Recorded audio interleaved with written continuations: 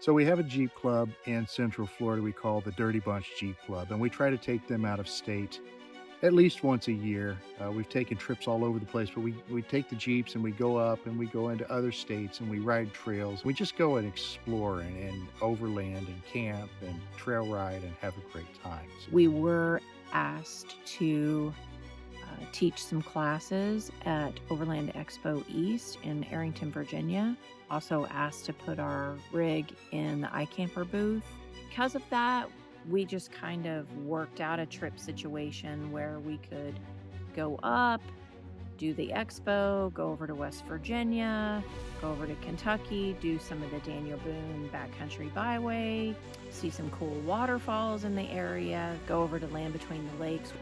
everything just kind of worked where we could put all that together in one trip. And as it's all coming together, then Ben over at Semper Gumbie wanted to put together his own event in the Ozarks in Arkansas. And so the timing was great. We were able to add that right on the end of it. And we're looking at this and we're gonna see 12, 13 states in like 14, 15 days. This is gonna be a great trip.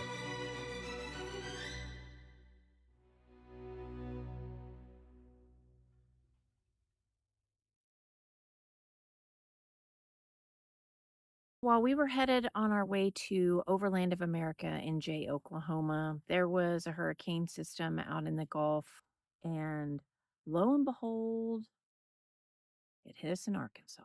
We're like sleeping, and then here comes all of this rain.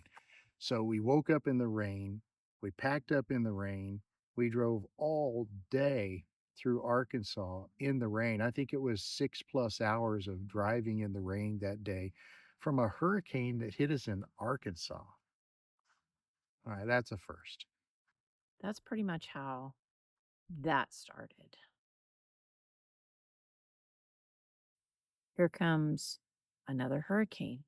And living in Central Florida, we really weren't impacted by it. It took a more northerly track and it went kind of parallel to the peninsula. And so in Central Florida, we got a little wind, hardly any rain.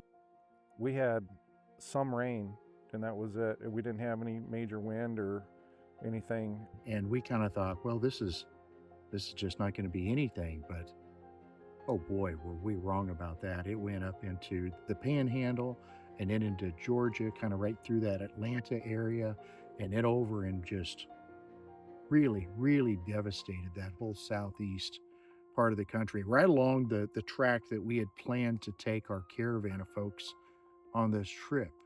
We didn't really think that that storm was going to be that significant. Um, but wow, the devastation was insane. We found out that my parents were blocked in by 2 trees and part of the roadway was washing away. So I packed my Jeep, jumped in and, took off. And we were blown away by the amount of damage that it did, and just heartbroken to see all these folks in all these places that we've been to so many times suffering and struggling now from the effects of that storm. I'm still just not able to comprehend what happened there. We decided we were going to try to avoid that area as much as we possibly could. We had to change our camping arrangements for the first night to try to stay away from that heavy trafficked area for people trying to get in and out and get supplies in and out to those people. We ended up having to stop and get a ground tent because we weren't able to go to Asheville and get the third iteration of our rooftop tent. A minor change in our plans. It just seemed like nothing in comparison to what everybody else in that area was dealing with at the time. Came down time to leave, and we went down the street and met up with Johnny from the Dirty Bunch Jeep Club. He was our first one in the caravans, just us and him, the first two Jeeps, and we drove up to Jacksonville and connected with Derek and Karen. And then we drove up into South Carolina, stayed the night, and the next day went over into North Carolina, connected with Paul. And and then we rolled into Arrington, Virginia for Overland Expo East. out of our caravan, Derek and Karen, they've got their own booth for Overwater Overland. They'll be doing their booth. Johnny's pulling the trailer for Tiny Camper, so when we come in, he'll be taking that over to the Tiny Camper booth. We're going to have our Jeep in the iCamper booth, so we'll be heading to the iCamper booth as soon as we get there. Go for Mel. Hey man, we're heading your way. We're over near the pump cabin, and then we're going to cut there and run that route that we just did. You know, we had just a banner time. You know, it was absolutely great. Overland Expo East was really, really good this year. I like my luxuries. So to see the different ways to make yourself more comfortable doing overlanding is kind of nice. We had a great turnout. Karen and I worked our booth, and we ran late on Friday because people, like vendors, were closing their booth and running to come see us before we closed up. Overlanding is becoming such a bigger thing. To have this be pretty much a lifestyle at this point is exciting, and I think that the more the expos happen, the more people are going to see that this is a much more relaxing way to be anymore, to just kind of get off the grid and do thing, and like we've been talking on this trip, see things you didn't know were there or experience something that you had no idea existed. All right, guys. Well, we're in Arrington, Virginia for Overland Expo East. Let's go check it out.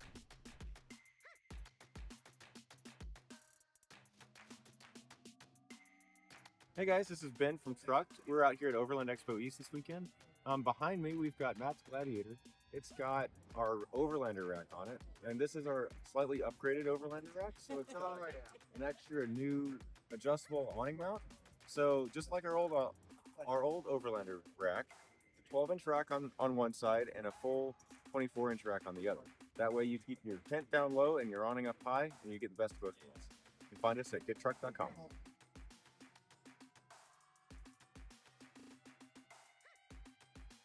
All right, guys, we're here with Joe from Tiny Camper Company. We're here with the Mach 2 Zero Breeze. Joe, tell us a little bit about the Mach 2. It is a portable air conditioner that is ducted properly, can be very, very, very good for your tent, your campers, or even your van life. Well, what could you use this for? Give us some examples. So we personally can use it for the rooftop tents. It does vent out the front for cold air, and you can leave this unit outside to have the exhaust and the return air. Personally, for our campers, what we'll do is we'll actually vent it out towards the back, so you have hot air blowing out and cold air coming in, and then the front will basically duct inside our campers. And most of our campers are typically about a 5x8, 4x8, or 6x8, and this thing will cool down about 25 square feet, so it does pretty well. Now, what kind of wattage does something like this pull? Unlike a window air conditioner that people put in their campers or trailers, this only uses about 300 watts. So the fact that it's a low wattage, you can actually run it on their battery system, or you guys can run it on, an Anchor, a Blue Yeti, a Goal Zero. A 2,000 watt would run this thing perfectly all day. The new Mach 3 coming out, it is awesome. I've been talking to the owners of Zero Breeze for a while. And the one thing that our campers need and most campers need in this overlanding community is going to be some kind of heat source. And it's fairly easy in these little air conditioners. And all you basically do is there's going to be some way to reverse the air from cold to hot. So the new Mach 3s will have air conditioning as well as heaters built in. And that's probably the new standard. Prototype launch should be coming out soon. Keep a lookout for the new Mach 3 here at Tiny Camper Company. You can reach us on our website at www.tinycampercompany.com. Check out Joe at Tiny Camper Company and the Zero Breeze Mark II.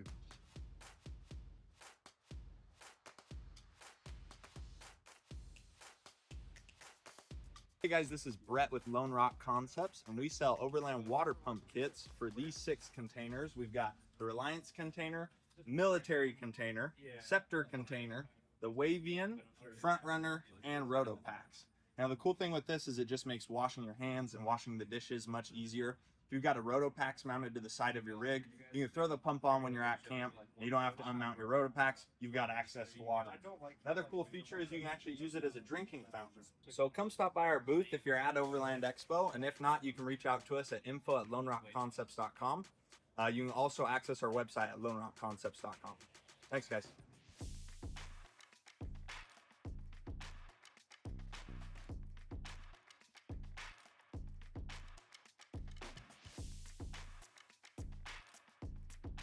What's going on, guys? My name is David. I'm with Team IceCo, and we're actually here at Overland Expo East.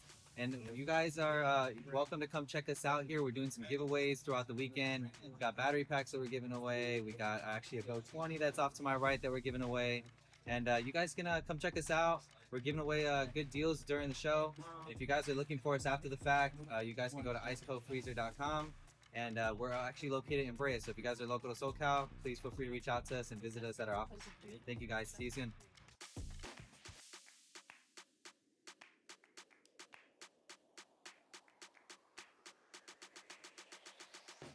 Hey, I'm Elijah with Hest. We're here at Overland Expo East out in beautiful Virginia. We make incredibly comfortable camping products that perform very well in the outdoors.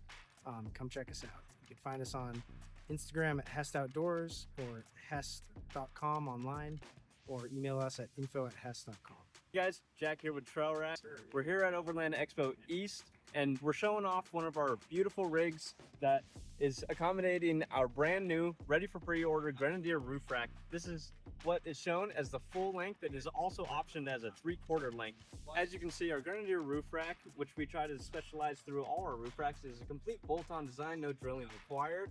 It uses the factory bolts that is mounted into the body already, right where these grab handles are. If you're going to do the 3/4 rack, this is what you see for that. And if you get the full length, you'll see that we have a ring gutter design clamp for that front, just because these bolts don't continue all the way.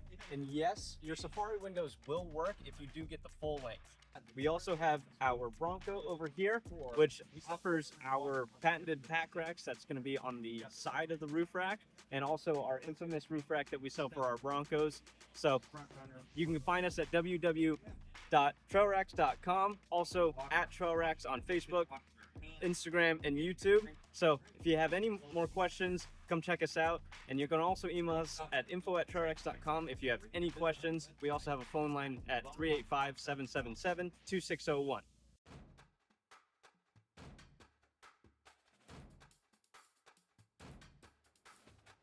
Hi, I'm Robin. I'm here with Clean Freak, and we've got our body wipes, our all-natural biodegradable body wipes, as well as our flusher product here.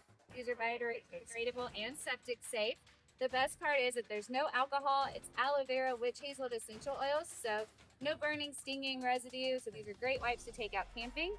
And we have lots of great scents for people to enjoy, as well as unscented for our hunters out there if you need that. And you can find us on The Clean Freak on Instagram or thecleanfreak.com. Hey, I'm Brooke. We're with Cargo Dog. We make a seat-to-lead storage system for the back of the JK, the Joy Gladiator, and now the Tacoma. It is completely removable. If you want to have your seats back in within 15 minutes, you can have your seats back in. But it's a locking storage system that offers a way to keep things locked up with shock assist lids with LED lighting, so you can find things easier. It uses the same seat bolts, factory seat bolts that already exist, so it's considered a plug and play. You're going to drop it down on top of those seat bolts. You have a cord that plugs right in, and that gives you your lighting. It also gives you your center section, your driver accessible or passenger accessible, so you can reach from the front to open it. And now you have your charging station back there for like gadgets that you want to plug in and keep charged while you're going down the road. You can take out your 40% seat or section and install the seat, so if you have that extra passenger that you need to have with you. But again, you can have the whole thing out and your seats back in within 10-15 minutes. It does come standard with locks, with the weather stripping, with the lights, and the carpet, but we did just team up with Armorlight, which is an amazing flooring system. So you can have the option for $70 to have the Armorlight on top. You can find us at cargo.dog. There's no .com, just cargo.dog. or Facebook Cargo Dog, or Instagram Cargo Dog 2021.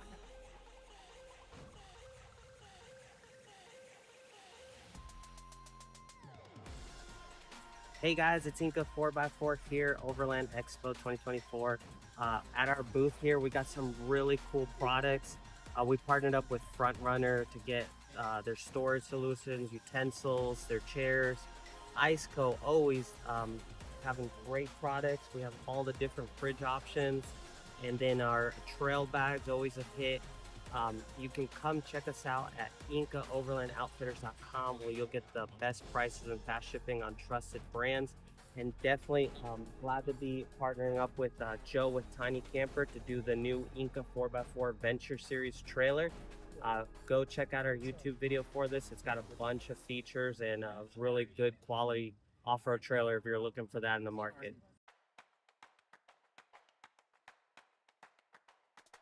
Hey, my name's Carson. I'm with Forged AF Blades. We have a custom Damascus knives and leatherwork. So over here we have custom leather passport style notebook holders.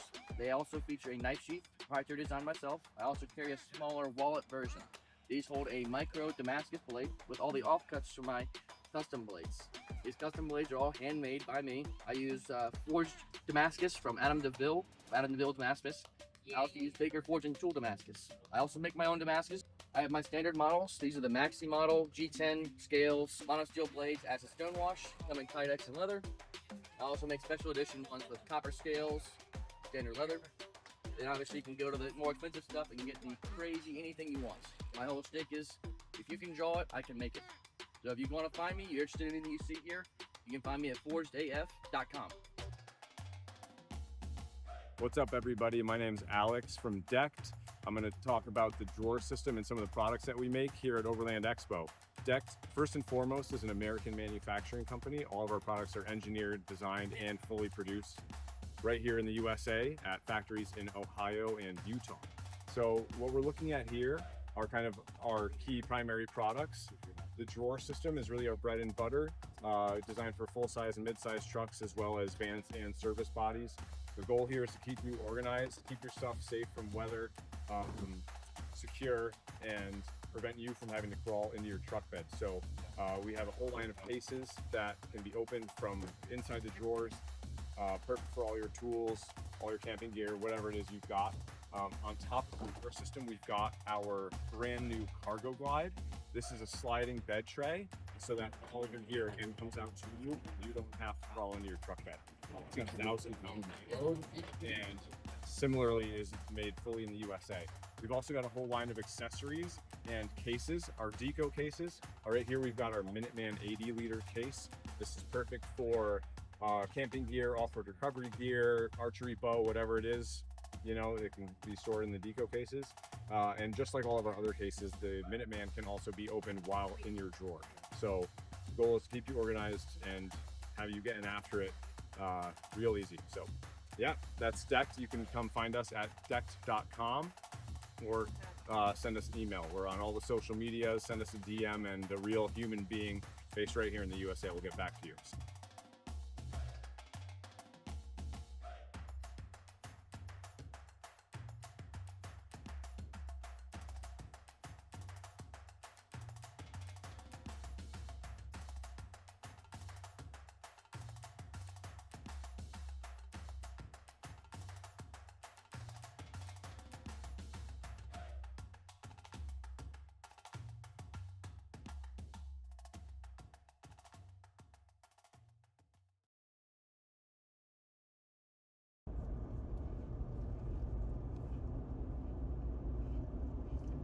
So when we were done with Overland Expo East, it was time to get rolling for our trip. And the first place that we were headed to was over into West Virginia. I was hoping that we would have the time to just kind of drive over to that new River Gorge area, the Sandstone Falls area, check all that out, and find us a dispersed campsite.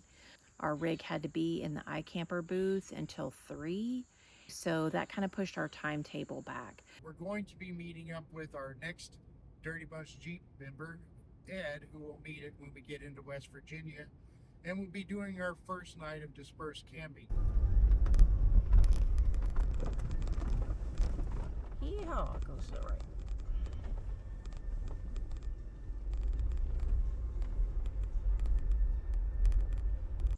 Ed wasn't at Expo. I asked him if he would scout out. I gave him the general area that we were trying to get to. Could he go ahead and, scout out and see if he could find a place for us to camp? He actually ended up picking Meadow Creek Campground, which was one that I had on my list as a backup. If we couldn't find anything dispersed, I knew of a few legitimate campgrounds in the area, and Meadow Creek was one of them. We found another spot, which was great. That was big open field. I got a little video of it. Ed from the Dirty Bunch was there in the area, and he scouted out and found that place for us. And so when he already had it set up, we just rolled in, got there about the time the sun was going down. He already had everything set up. We just rolled in, popped our tents, and we were ready to go. Had some dinner, hung out by the fire. And they had pit toilets that were actually very clean pit toilets. Been to a lot of pit toilets, were not clean. And this one was actually very clean. It didn't smell like death. And, One thing you need to know is that there are train tracks nearby, and that train comes rolling through, oh my gosh, like 3 or 4 times in the night. They're not obnoxious. They weren't blowing the horn and all of that kind of stuff, but, you hear the train coming through.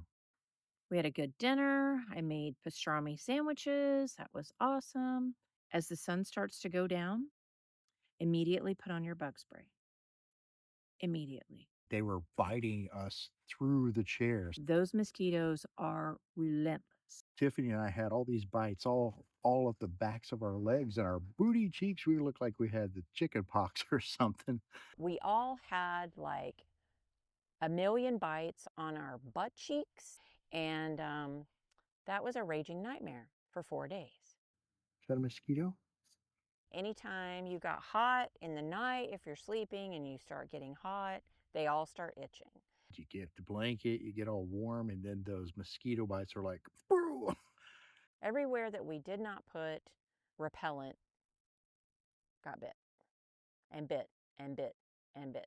The next day, we got up, we made breakfast, we had coffee, we lollygagged, and I don't think we got out of camp till 9 or 9:30. And then we headed over to the Sandstone Falls. We actually took the trek that goes right down along the New River, and then it crosses over, and then you go back up the New River, and that's where you eventually get to the Sandstone Falls.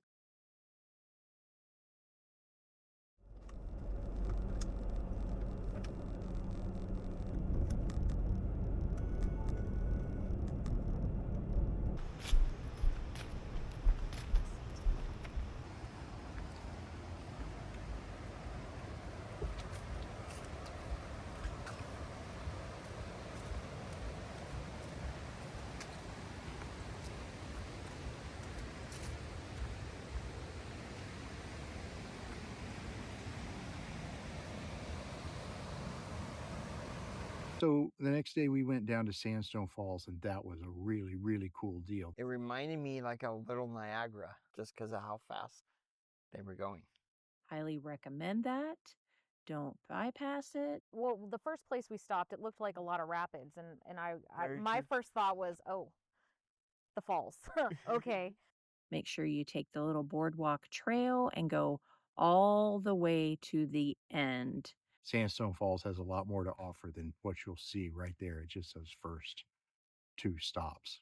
But progressing further on down the road is when we actually got to the falls, and those were very nice. It was a very nice walkway with several scenic stops to be able to see the falls from different angles, and there were definitely different levels to the falls that you could get to. It's not a hard trail. It's all like a wooden path, so it's super easy. It's accessible. Highly recommend it. Please do not bypass that if you're in the area.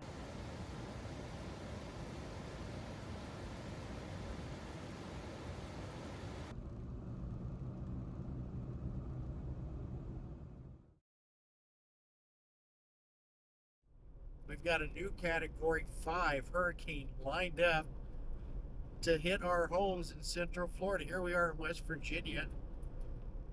We've never had this happen before. Derek and I lived in the Keys for 3 years, and one of the primary reasons we left was to avoid hurricanes. I spent a lot of time watching the weather and the Gulf to see what it was going to do. Did a lot of praying and crying. You know, we'd heard, hey, there's another one forming, but there's always one forming. I mean, you can watch them come across just back to back to back to back, and almost all of them just fall apart. You can imagine how uncomfortable I am right now with Milton coming in, because it's going to hit Central Florida, exactly where we moved. One of, if not the biggest hurricane on record is lined up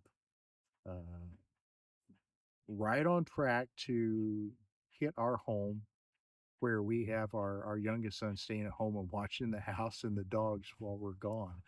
He is a grown adult. He's also a first responder. And I felt confident in his ability to take care of things, take care of the house, take care of himself, take care of the dogs. And he did a fantastic job. He got everything ready and did everything that he could to have the house ready and, you know, just be prepared for whatever might happen. Our house is probably going to be okay. It's a concrete house. But those kinds of winds really don't worry me too much. I think that what we really need to hope for is that the surge is not as bad as they think it's going to be. Activated the tribe, I now call them, which were 3 of our close friends back home who had pretty much made a plan amongst each other to take care of the kids in the event of a storm, which we all know now is pretty active. And so yeah, kids are taken care of, animals are taken care of. And David and I prayed about it many, many times. Many, many, many, many, many times. I am a bit stressed because although we're out of harm's way, my mom and sister are there. I really wish we were there with them.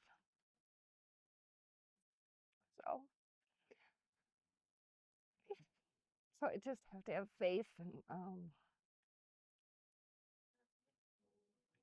yeah. So yeah, we'll be back. Thank you, Emma.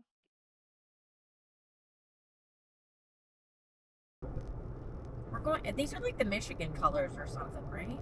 I didn't know we were going to Michigan. I think West Virginia also has these colors, so. Right, Wolverines. Oh, gotcha. Gotcha. Well, today is the only day of the entire trip where we're on a schedule. We've got to be over for our appointment for the cave kayaking today. Can't just show up whenever.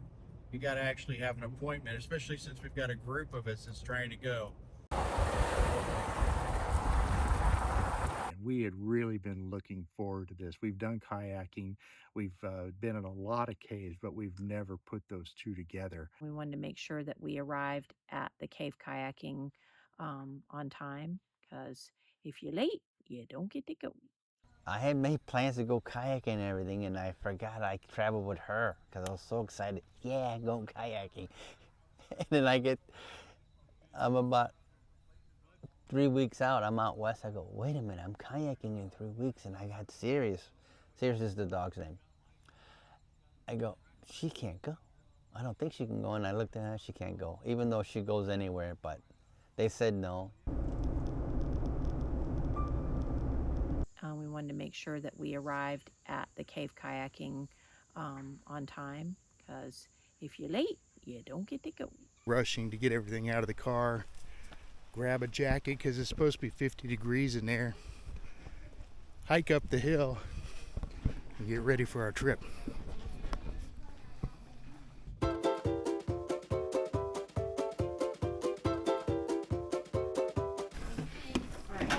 Yeah, 45 to 50 degrees inside. I got a jacket. We're fixing to do. Freeze our knickers off. See, I already started. Yeah, you started. You pre-gamed? I pre-gamed the knickers. What is it? Underground kayaking, cave kayaking. Yes. cave kayaking. It's gonna freeze. It's gonna be cold. Stroke me, stroke me. Why do you think it's gonna be cold? Because it's underground. It's in a It's cave. cold. It's in a cave. And because that guy or that lady down there said She did say 45-50. 45-50. 45-50.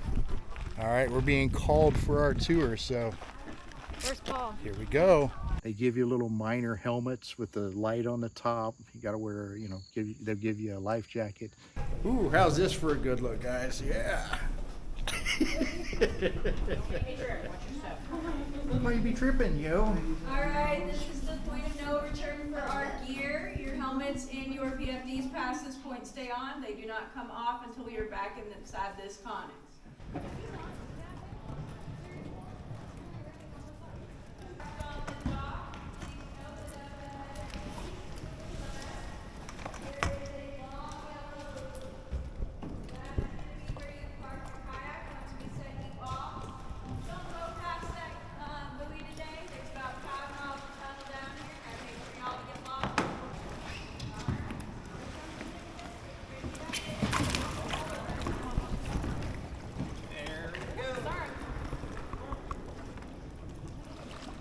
Off she goes. There you go, baby.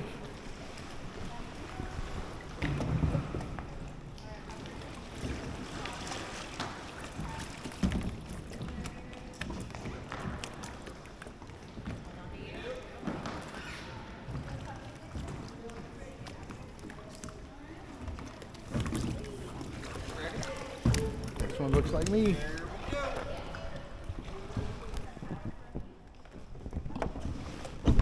Fall in. Thank you, sir. I thought there'd be a little bit more light inside, but there wasn't. It was pretty dark. Wow, it's pretty dark in here. We are moving already. Look, there goes Tiffany.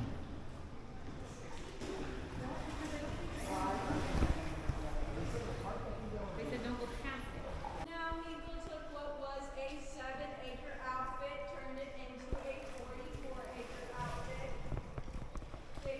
Interesting to just kind of hear the history of where it started and why it is where it is now. Dude, look at that fish. I think one of the things that really surprised me the most about that was the fish. I was not expecting there to be fish in the water.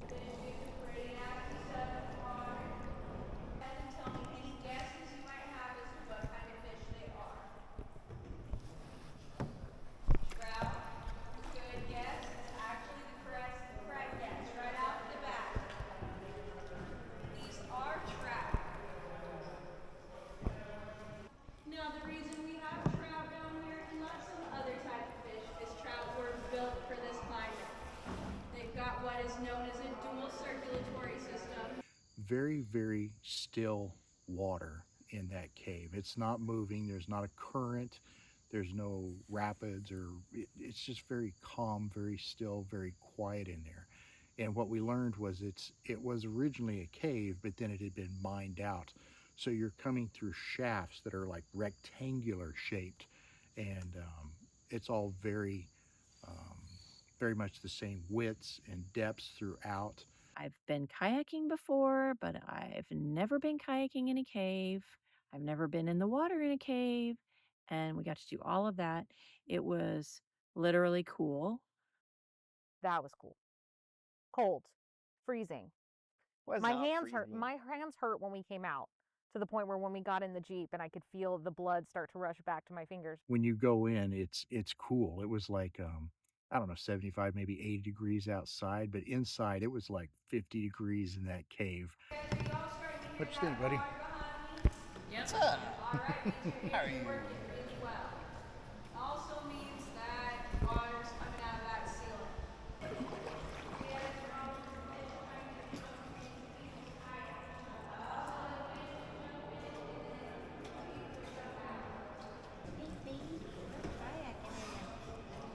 Say what? In a mine shaft.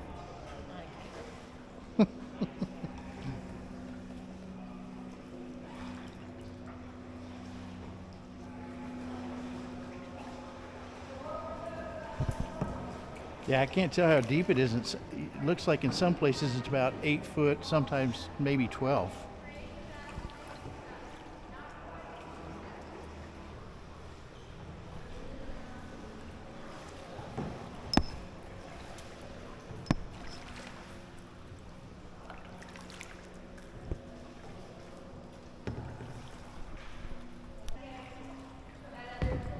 Crash.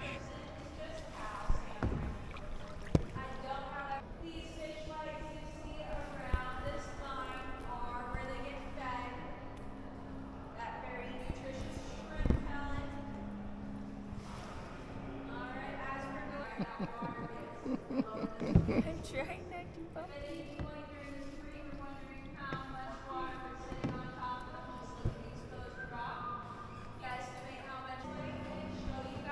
Really shallow here. Oh, check this out.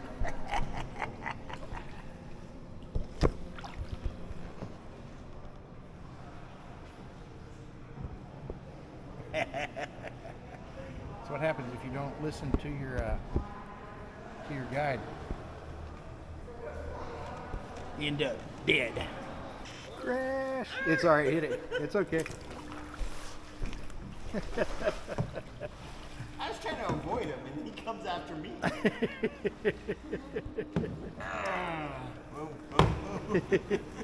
No, it's all good. I got it. I'm towing him right now. He just has to paddle at some point. I can't tow unless I strap the bungee to him somehow.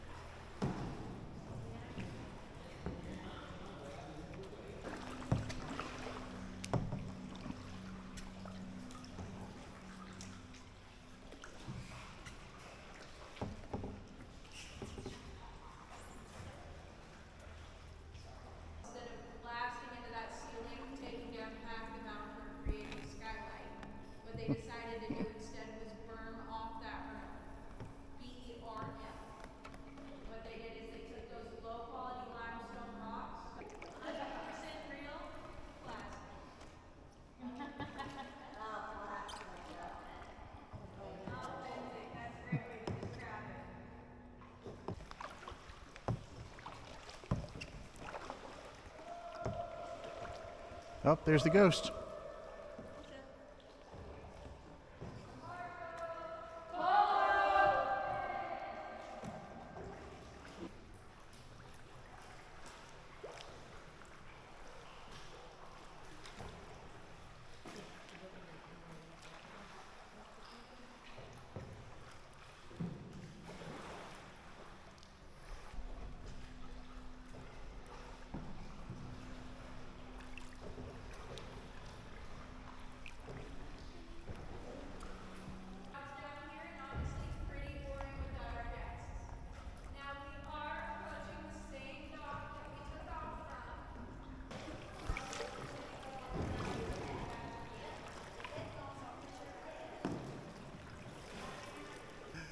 All right, well, this has been a really, really cool tour, guys.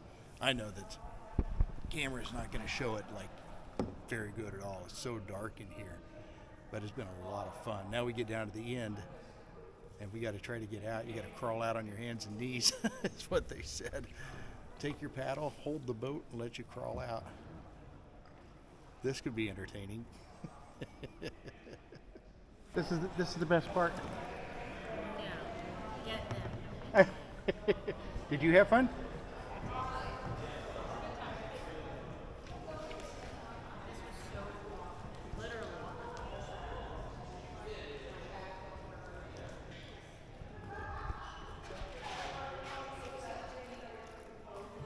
She sticks the landing. Yes.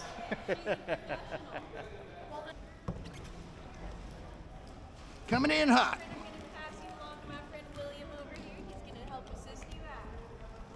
Thank you, friend William. All right. Yes, sir.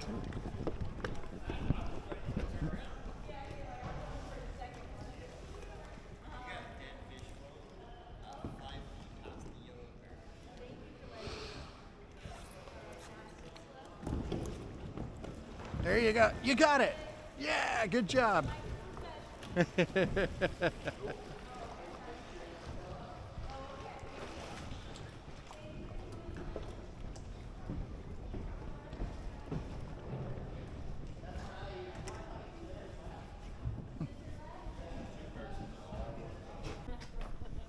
All right.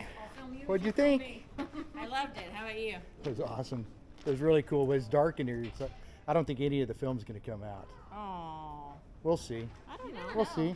What? What'd you think? I only filmed a little bit on my phone because I was, It was really hard to paddle and take pictures. Yeah. It definitely was because I didn't want my camera either. Fortunately, we're all multi-talented, so we can. Yeah, you always reached in with our hands. Yeah. By hand. Skydive, Fine. some shit, 'cause let's You go. know, that would be awesome, but scuba diving, I've been having a lot of fun. I just need to get going more.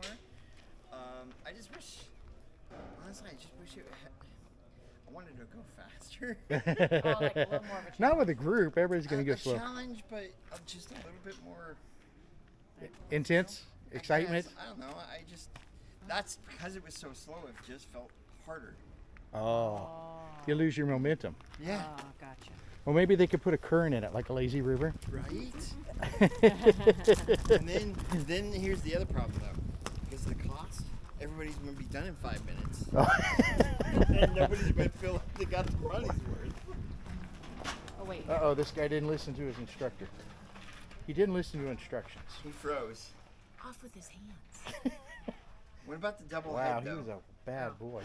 I would have to say probably one of the coolest things I've done on one of our trips. It was pretty, that's not something I can say I'm going to do a lot of, but that was really cool. I don't know where else we'd get to do that. Highly recommend that. I think for 2 people, it was like $125. It's completely worth it. It's chill, it's relaxing. There's no white water. You're not having to like paddle your brains out or anything like that. You can basically just stroke, float. And that's kind of how it was.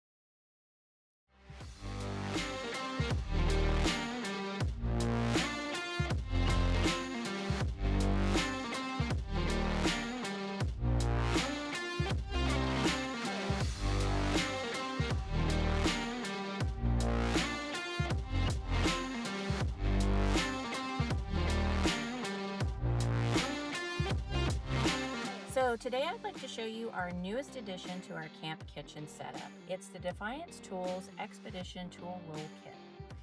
And I use this in the kitchen to hold, I've got measuring spoons in here. I got spices over here. I can open this up and wha-bam, I've got spatulas, I've got knives. And the great thing I like about this particular pouch, actually all the pouches are Velcro on, so I can take it off and take it over here and use it how I need to. Another great aspect of this tool roll kit is that you can use it not just in your kitchen, but you can use it for tools. You can put wrenches, hammers, screwdrivers, and whatnot in here, take off what you need, and go.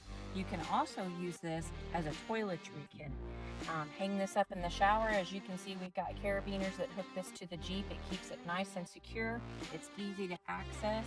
You could access your toiletries, your tools, or your kitchen utensils, spices, and herbs and all that kind of stuff. So this is a great little addition to your overlanding rig. We highly recommend Defiance Tools products. Make sure you check them out.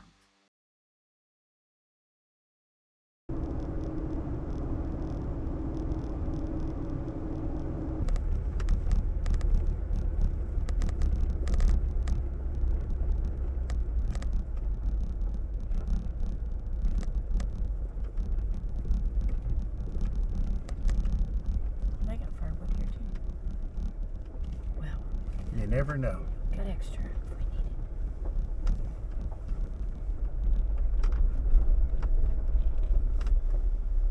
When we left the cave kayaking, we went down the road to Callie's. It's a campground there in the Red River Gorge area.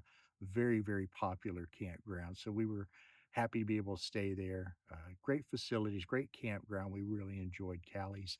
We rolled into camp here tonight about 6:30, and we've got the campfire going.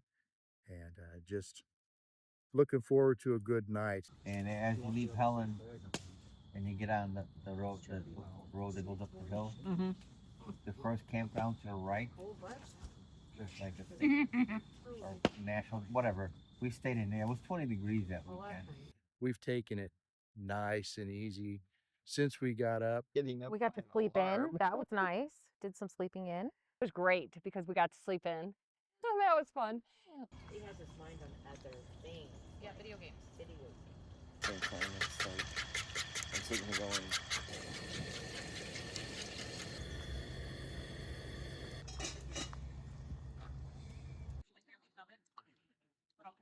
I thought it was nice of the Cali campground to shape that tree so I could get my rig in and out without rubbing my awning on there.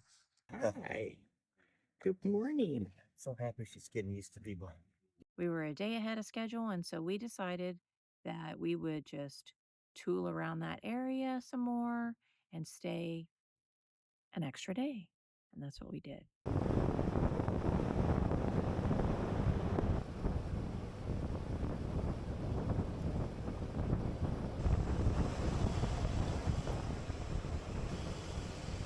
Taking you.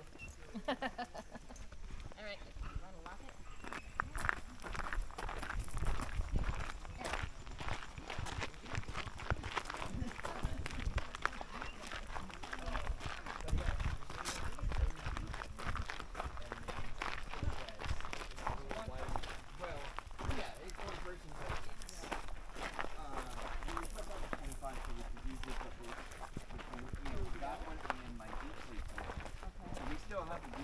Shove it in the corner basically and make it work. But we think because it was so cold. I don't have my phone there at all. I know. We can take your picture if you like. No, I'm good. Wow. But we think because of it being so cold, the air compressed. And so I got. You're right about it. Yeah. I'm sorry about that. The night before was great. If you're in that Red River Gorge area, be sure to do the Natural Bridge hike. That was nice. And it was a beautiful day. Beautiful. When I looked up, there was not a cloud in the sky. And it was just gorgeous. When I first heard the term Natural Bridge, I thought it was a bridge that we were going to drive on, not like hike. I feel like it was super easy. I'm trying to remember if I had my flip-flops on. I don't know what I was expecting when you just say the natural bridge. I'm like, okay, what is it? Is it made out of wood? Is it made out of, what is it made out of? Because normally I wear my flip-flops everywhere unless my feet are cold. That was good. That was really nice. And I do a lot of hiking in my flip-flops. You don't see a lot of those natural bridge type structures this way. You know, not like you do out west. I don't know. It doesn't matter what my footwear was. Natural Bridge, Red River Gorge area. Look at that window. All right, Ed, you have to look at me. Awesome. I got another backpack where her feet just hang out, but it looks uncomfortable.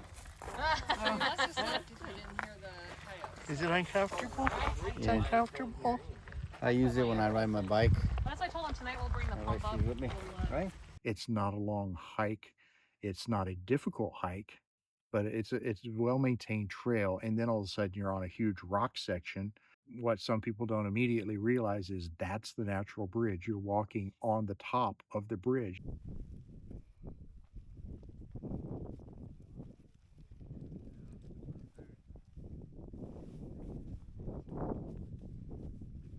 Where we hiked up to it, and then we crossed the Natural Bridge, and then we came down, and then we walked under it.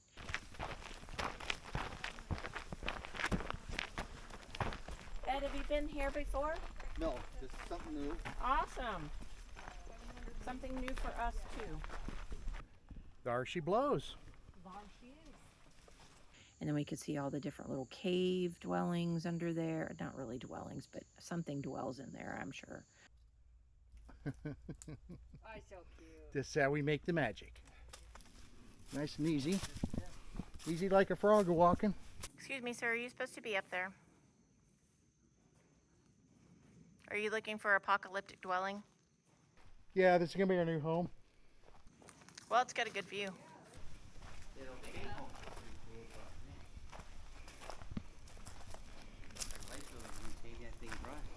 I had been on the natural bridge before, so I knew how beautiful it was going to be and how very special it was going to be. And I also knew how many steps were going to be at the end. I'm not the biggest heights fan. It wasn't as freaky as I thought it might be because you see videos and people are kind of like skittish because there's no railing on the sides. And if you go to lean out and look over, you know, you could fall to your death. I mean, if you're afraid of heights, you definitely have to just watch yourself just because there's no railings. I didn't feel like it was that unsafe or anything. I would totally take my mom. It was a very cool experience to be able to see a bridge made out of stone, rock, to be able to walk and do a whole loop, to walk across then under. It was very cool. It was a very beautiful scenery. Okay. Was this No, I think this is like a Beatles album cover. Yeah, Beatles album cover. And then when you get to the end, now you've got all these stairs to climb to get back up to the top. So what'd you guys think of the natural bridge? That was pretty cool. Didn't know what I was expecting. I'd never even heard of it before, so that was pretty neat. Definitely put my fear of heights in to the test. To the test, yeah. And not a bad little hike. No, it was nice. I've done my workout for the day.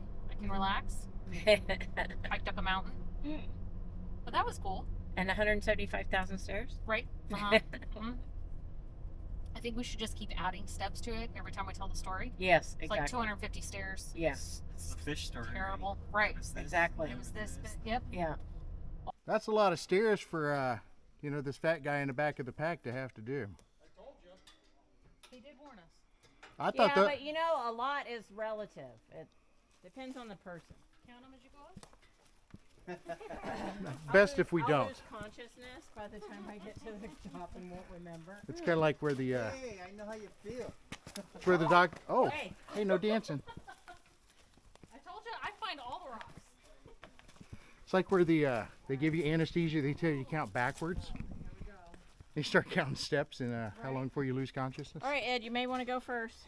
And then we had to hike back up the stairs. And I think somebody counted, and it was like 90 steps back up. But they weren't bad. Is that the top? Did you quit counting, or are you still? Yeah. No, I lost count. See, I told you, by the time I'll lose consciousness. There are 75 plus steps at the end. Last set, I'm just going to do quickly and then get it over with, you know? They were well spaced, evenly spaced, but nonetheless, I think it was like 90 steps.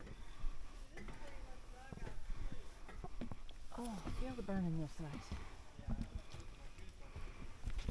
No bridge. Good thing I'm a hobbit. That's a lot. That's a lot. It wasn't that bad. Who was it? Okay. Remember that time we climbed up those? Remember all the stairs? I almost died. Yeah. How many stairs were there? She said it was 2 something. No, I made that up. Oh.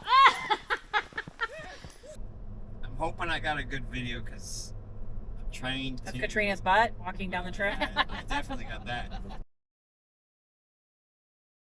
Another really cool thing in that area is the Nada Tunnel. The Nada Tunnel, Nada Tunnel, we've heard it called both things, the Nada Tunnel. It's not long, but it goes right through the sheer rock of the mountains up there. So it's really cool. The road just comes up and then, oh, hey, look, here's a tunnel. Boop. And really, really dark in there. You got to go one at a time. It's one way. You've got to watch for cars coming from the other direction and just work together.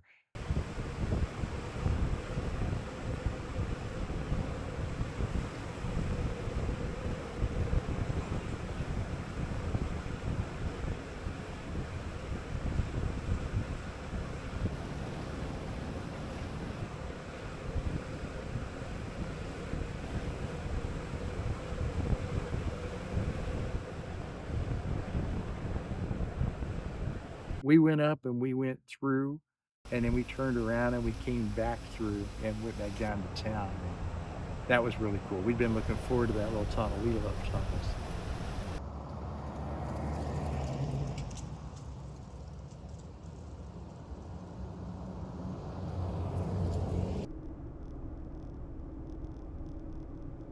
It was also fun to go out to lunch and not have to cook it ourselves, so that was a nice treat.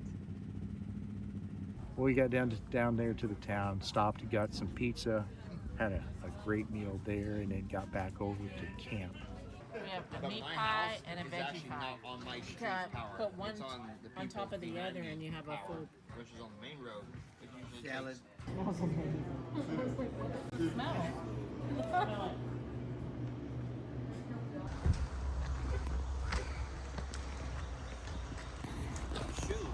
That's a lot of shoes. What's the deal with them? I don't know. It's got to mean something to somebody. I guess. All it took was one guy to throw one pair Yeah. of there, and Well, You got it. at least it's not beer cans or underwear. It's called Follow the Leader. The bras. And sitting out with the fire and just enjoying everybody. Yeah, today was a good day. We were squirrel hunting, and what the hell were we looking for? Squirrel?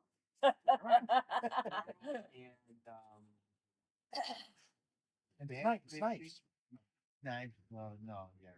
So the next morning was mixed emotions. We were excited about the day and everything we were going to see and do, but Derek and Karen had a little bit of a change in plans, and so they needed to divert. And instead of going with us over to Cumberland Falls, they needed to go ahead and split off the pack and head up to Michigan. They had other things that they needed to take care of.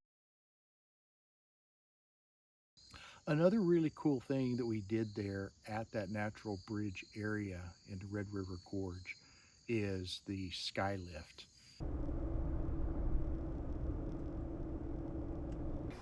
But it says go on the front.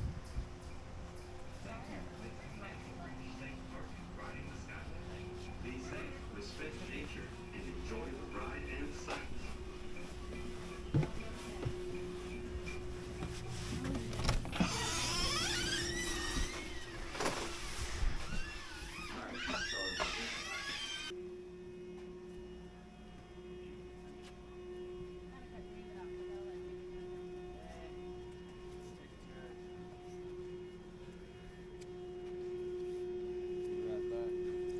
Keep your ticket or you don't ride. That's right. You want me on the black, you said?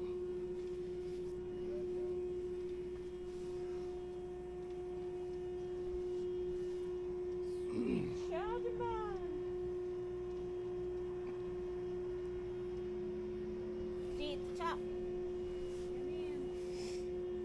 Here comes our seat. Not yet. Hopefully my disembark will be better than when I did this for the first time when I went skiing. Oh, seat's a little wet. No, it's dry. It's cold. Okay. Yeah, there is no like stop and go. Yeah. Yeah, I was gonna put my towel down. And that Skylift was amazing. And I was so proud of Katrina because she is afraid of heights. And that was really high. This is fun. It's been a minute since we were on a Skylift or a ski lift or whatever. Ski lift, Was that Alaska or Montana when we went? We did one in Alaska. And then we did, but we did the gondola one, and then we did one that was like this with Jack and Logan behind us. Oh, yeah. Was that Whitefish? Yeah, Whitefish. Yeah. So that was Montana. We went that was in Montana. That's where we went to do the zip lines. Yeah, that was cool. That was cool. I think Paul would like to do the zip line down, but it's chilly this morning, especially in the shade. It's a ripe 46 degrees. Yeah, for Florida weenies, 46 degrees and this much humidity. Ooh, we're a little chilly. So this is a cool little ride, guys. It's it doesn't take long, maybe 5 or 10 minutes to get up to the top. It's nice, relaxing.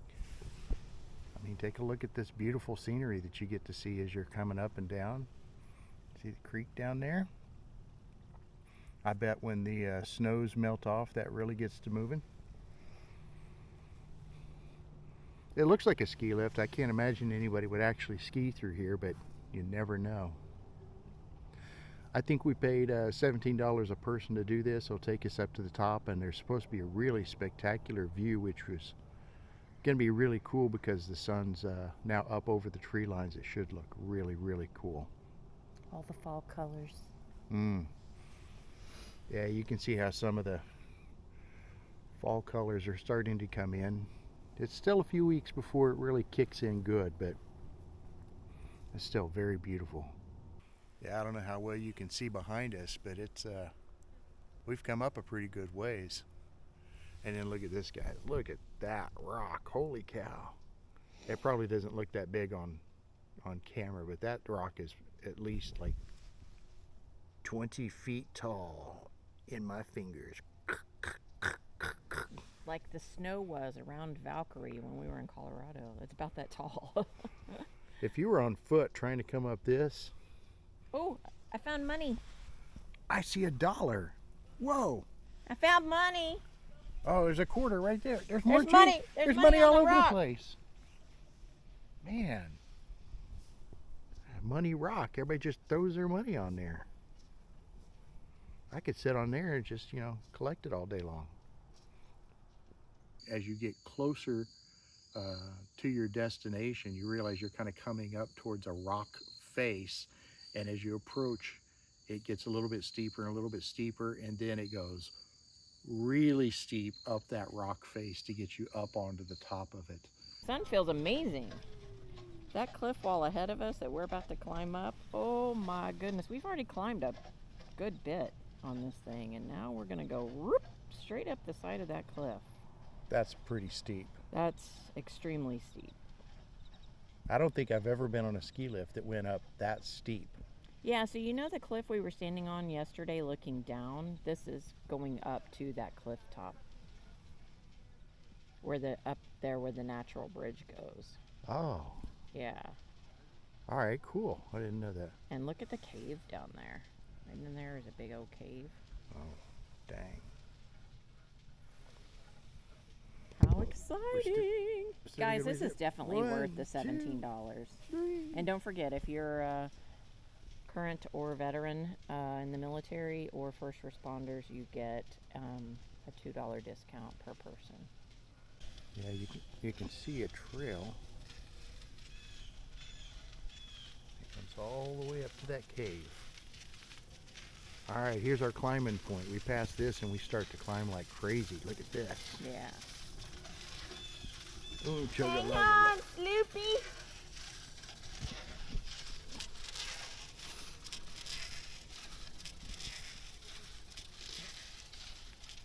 I feel it's going up. Falling Katrina behind us. Katrina is so afraid of heights, so she's being so brave today and yesterday walking out on the natural bridge. That was big bravery for her. That cave is awesome. And look at how steep that is. Holy cow. It'd be great if a big black bear came out of that cave right now. Here, bear, bear, bear, bear. We were like gradually going, and then we went, and then we were going like this up, and that was a little freaky for her. Man. Oh, there's another trail right there. Oh, yeah. Oh. I'm not climbing that. This is so steep. Holy cow. Great views. Really great views. And there's different trails going different directions. Wow. I know, we can see behind us when we come down. So I'm not going to try to break the neck to see it. Oh yeah, that $17 does include round trip. I wouldn't want to walk this. And there's a cool little surprise as you're going up the lift. But I'm not going to tell you what that is. You have to find out for yourself. Ah, okay. When you get to the top of that, you're done.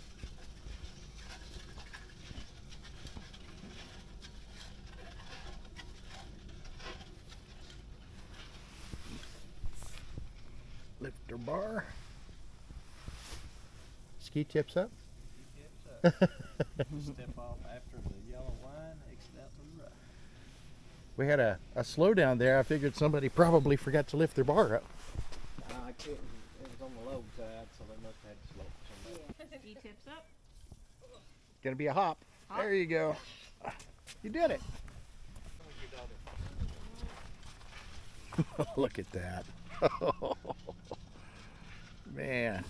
You can come off, go to the right, and work your way over to the natural bridge, or you can kind of go to the left, and there's a trail that comes down out onto a huge flat rocky area.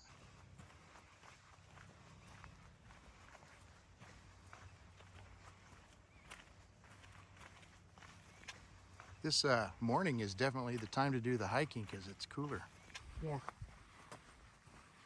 Plus, I mean, it's good to get out, hike a little bit, stretch your legs, especially when you're driving. Yeah, since we got so much driving to do today, a hike in the morning is a good way to offset some of that sitting down all day. And this is very easy. Hopefully it stays that way.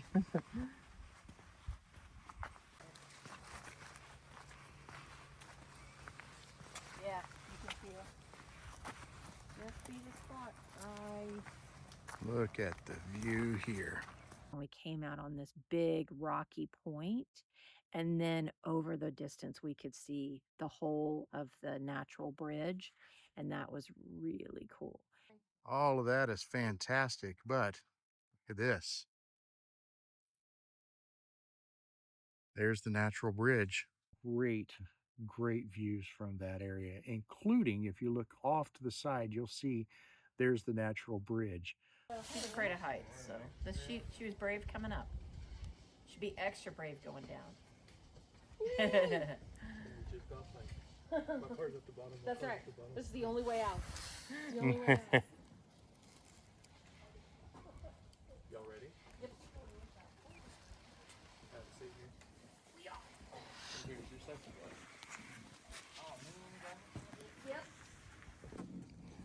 Yep. Yep. Yeehaw. Oh, thanks, sir. Easy, y'all. Have a good one. Thank you. Have a blessed day.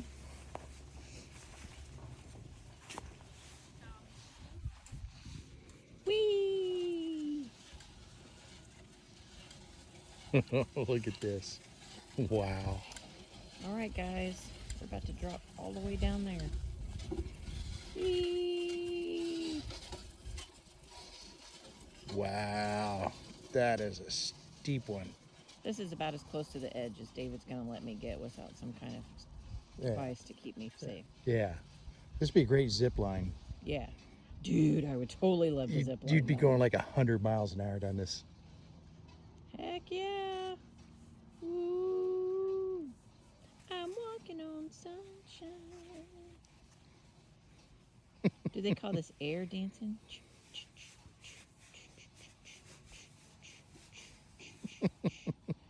Dancing on Paul and Katrina's head. Oh, give him a kick. I kick him right in the butt.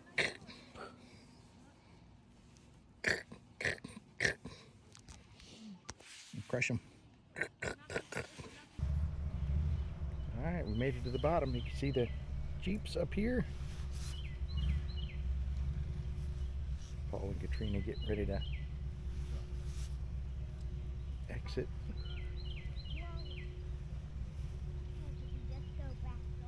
And they're off.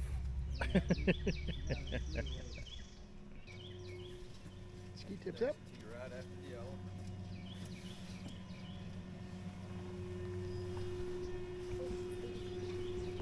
I went to get up and it It swished. swung. I get off it and it swung. Yeah.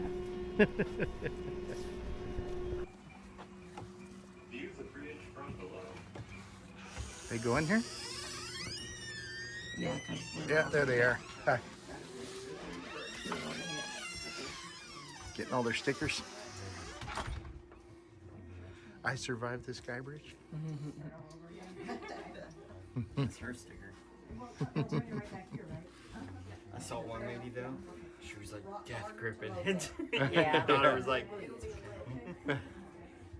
That was super fun, really cool. Highly recommend doing the Skylift. It's like 17 bucks a person.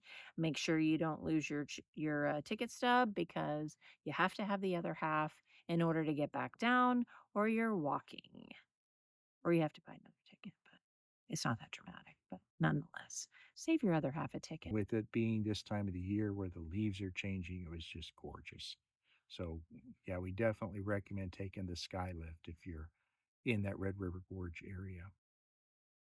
Well, today, guys, we wanted to talk to you about the water pumping solutions that we've been using. Now, we've been using this Dometic handheld pump for a little over a year now, and it's worked okay. There's a couple things with this. Number one, it's a freestanding unit, so you can take it wherever you want. You've got to find a place to set it. It doesn't always cooperate. And when you go to use it, it's a double tap up here. 2 taps on, 1 tap off.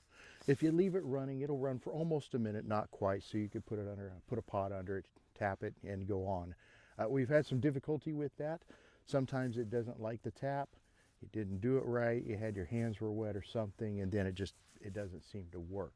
So we've been looking for an alternate solution, something a little bit better than that, something that doesn't fall over when I bump the tailgate or get clumsy. And so we've started working with Lone Rock Concepts. Now, Lone Rock Concepts has a completely different approach to this. Number one, it's not a freestanding unit. This attaches directly to our jug. I can take the existing spout, twist it out, twist their pump in, and then with a single touch, have free running water that's going to run for a full minute. If I need to walk away, it's going to keep going. I can go and do my business.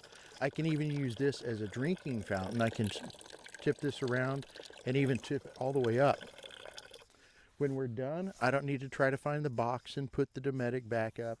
No, I can just leave this, set it up in the back of the rig, drive down the road, and when we get to the next spot, pop this back out and we're ready to go.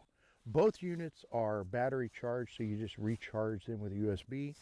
That part is simple and easy.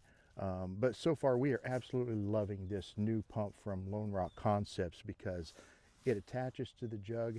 We don't have to worry about breaking it down. It's just there when we need it. We don't have to try to figure out the secret code double tap to make it work. Boom, 1 touch on, boom, 1 touch off. We love that it's got this adjustable spout like this, so you can tip it up, get a drink, or leave it down to wash your hands, do your dishes, whatever you need your water for.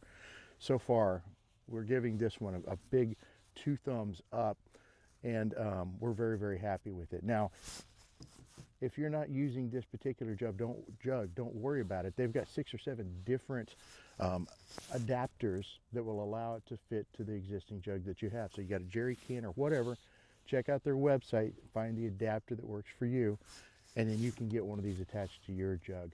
We highly recommend them. Check them out today.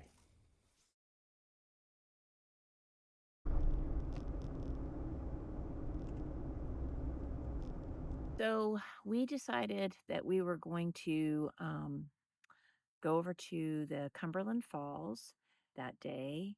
And we knew that Paul and Katrina were going to be splitting off after that. So we kind of took our time and checked out the falls.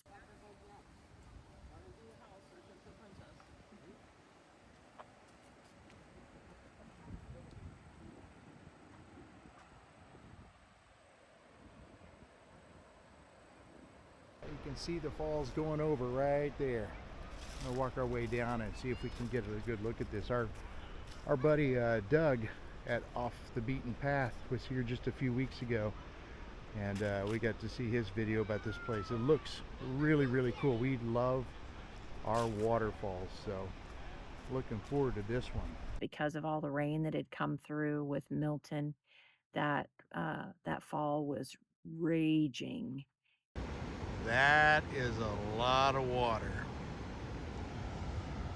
That water is just so powerful, roaring over. It was beautiful. And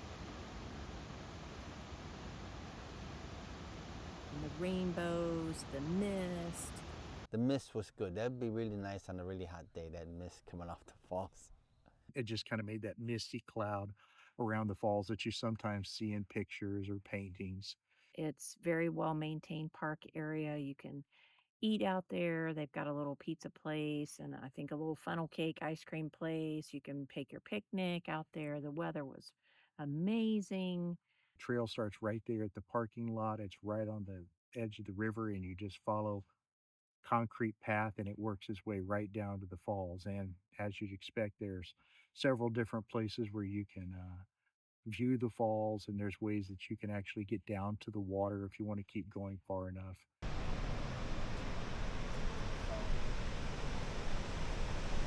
Did you get a chance to look up River Bend? That's where a lot of the kayakers is done. I mean, we are camping most of the time. And then we'll hit this time right there.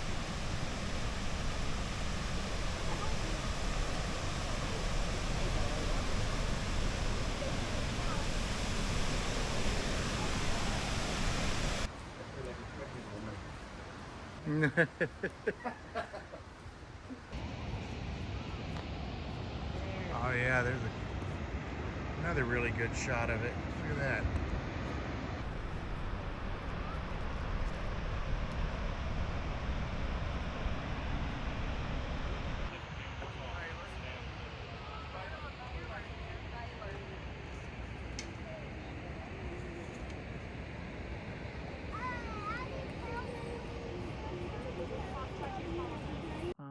We had a great time there.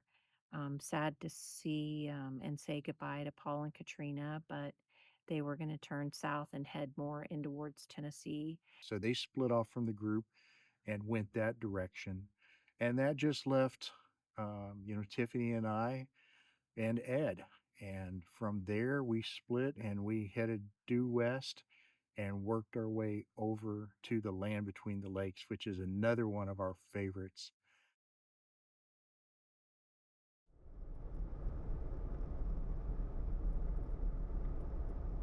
David and Ed and I continued west towards the land between the lakes. Land between the lakes is right there on the border with Kentucky and Tennessee.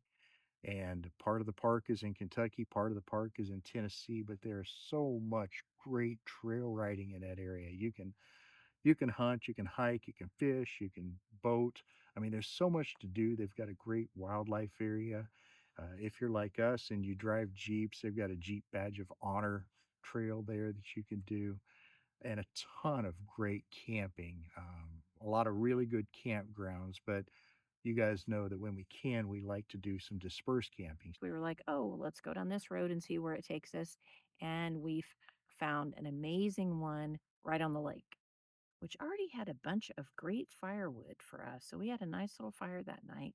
But we found a new one right there, right on the river, and had a really, really great view of the river.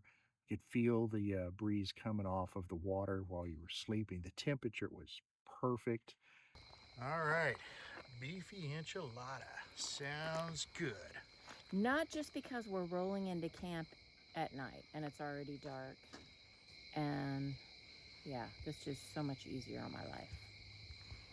Mamoo's Camp Kitchen beefy enchilada. Oh my gosh, that was fantastic. That's probably my new favorite. If you haven't had the Mamoo's Kitchen beefy enchilada, oh my gosh, you got to get one of those. Wow. As the evening ended, we were really kind of getting more and more distracted with our phones because Milton was approaching and, going to make landfall with Florida overnight. I'm not real sure how much sleep we got that night.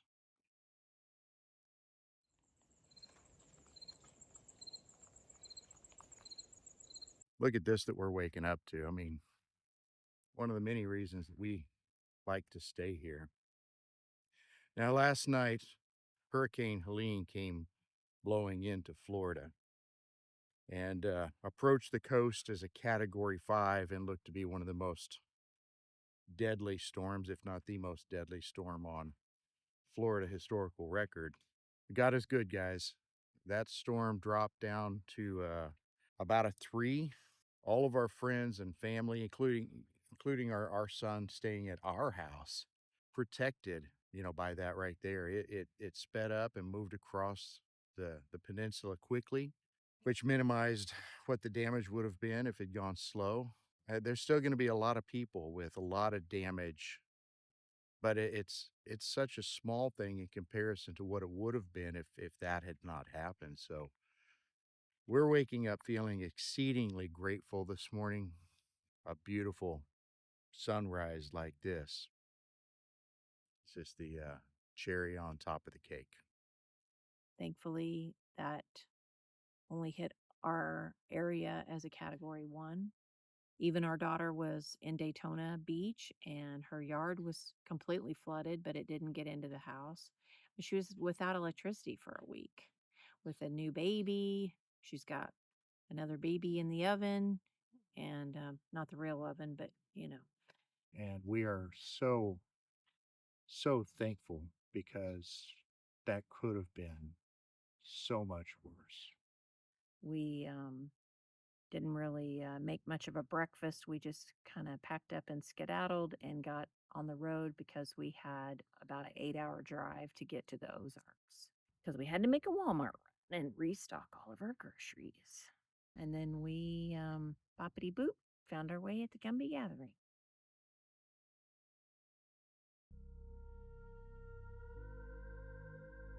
So when we'd gone to the Moore Expo, we were camping in the content creator section with Ben from Semper Gumby and Dave from Folksy Overlanding and several other content creators. And Dave was like, "You guys got to come out to Arkansas. I'll take you on some trails in the Ozarks. We can camp. It'll be great. We should do that sometime." We're all like, "Yeah, we are definitely in. We got to get that scheduled." Then Ben reached out to us, said that that's what he was thinking about doing. Would we have any interest in it? And we said, yeah, we would. We're going to call it the Gumbie Gathering. I want to invite a handful of content creators and have each content creator bring one of their subscribers, one of their followers. And we'll just camp for the weekend, do some trail rides, sit around the fire, have a good time. Are you in? And we're like, yes, absolutely, we're in. Anything you need, brother, just let us know how we can help.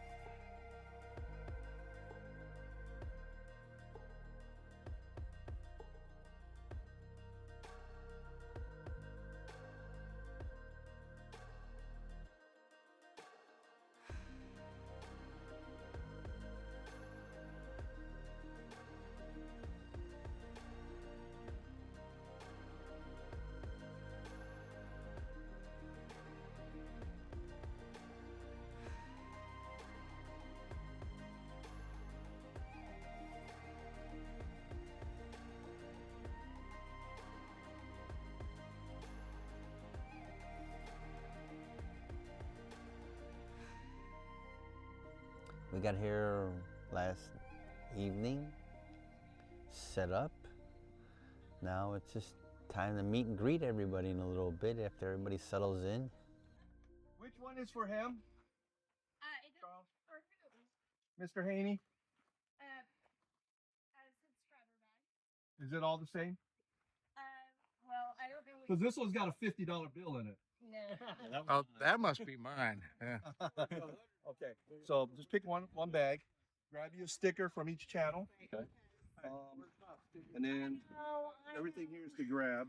So I hiked about 10 minutes up the road, trying to get up on top of the hill and get some cell service because Market 5 Angel said that that's what you got to do. I'm thinking he's messing with me. He wouldn't do that, would he? Be next door neighbors for the weekend. One of the things that Tiffany and I do when we're out and about is pick up trash as we go. And there's another one. There's a beer can right there, and I can see here's a beer bottle over here. I'll get that picked up because Tiffany and I, that's just one of the things that we absolutely hate is when people come out and they get into something that's just absolutely gorgeous like this. I mean, look at this. This is a fantastic drive. Come down through here. It's nice and quiet. It's just a beautiful area, and then somebody wants to throw their garbage out. And Tiffany and I have been picking up a lot of trash up around the campsite, and I think Tiffany picked up almost a full garbage bag today just around our camping area here at the Gumbie Gathering.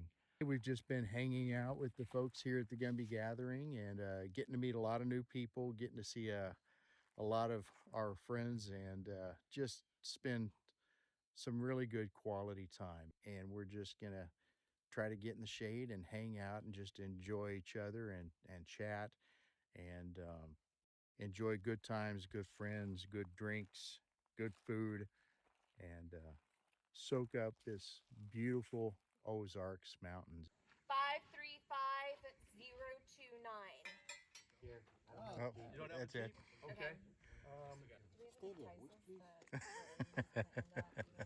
Yeah, we should. What was the number? 30? Yeah, 29. Yep, 0. Okay. Ed, you love there you go. Thank you. That's a cool blanket. I was gonna say Sirius will like that.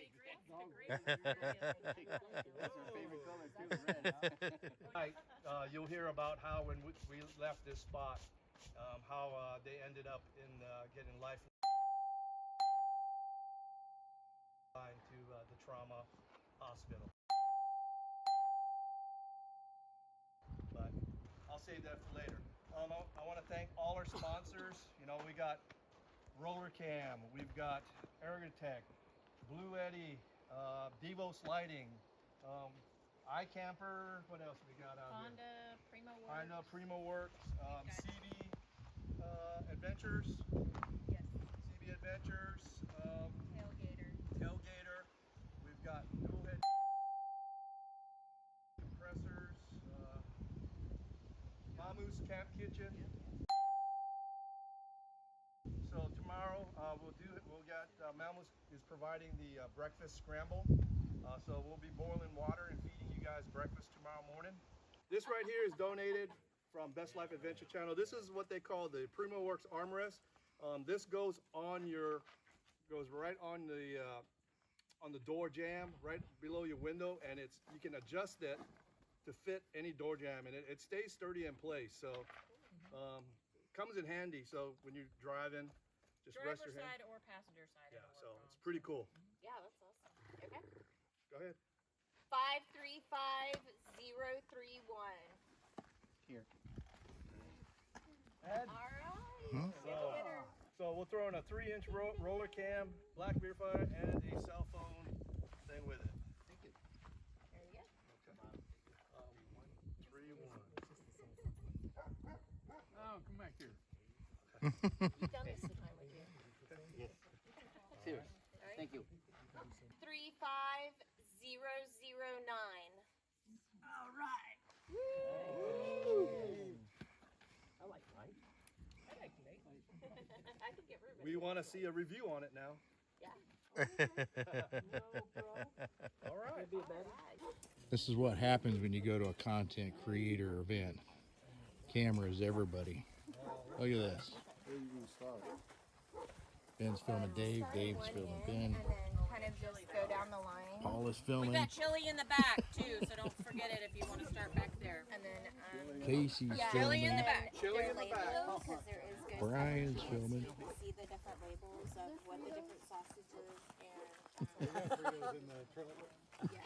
We're all filming. David's filming David there, right? some of them are different. 35007. Yay! That was so enthusiastic. Yay. There you go. 535035. All right. He's won Okay. everything. Now wait. You just dropped your wallet again. Okay. Here's the deal. You can take this, or you can trade it in What's behind for another prize. what's behind door number 6? You trade it in. All right. You don't want to be clean? You don't want to use this.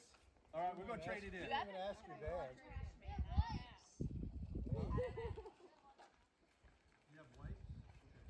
What do you want to? Now you have your own canister. What would you like to trade it in for? What would you want if you could have anything out here? If you had anything you could choose, why don't you turn around? Wow, really? Yeah. Awesome. That's nice. Thank you for going on a hike with me. I had to get you out of the campground. I've got the battery charger in the car, so we'll get that in a little bit, okay? Just be safe on it. Thank you. Yeah. All right? That's what it's all about. You want my ticket? All right, Clayton, way to go, I buddy. know you've been eyeing up Yeah. the e-bikes all day long. Yeah. Now you got your own. Mm-hmm. You think you can put it in your dad's truck and bring it home? You sure? All right.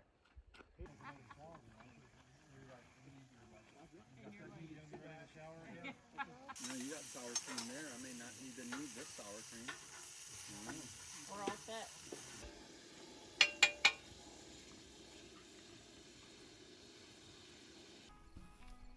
White onions, purple onions, or red onions people call it, and cherry tomatoes. Nice. Going on a board. I gotta take some utensils so they can... What you cooking? Well, we're gonna do fajitas. So I've prepped some onions and green peppers. I have some steak and some chicken, all marinated in fajita seasoning. I'll cook it up on the flat top.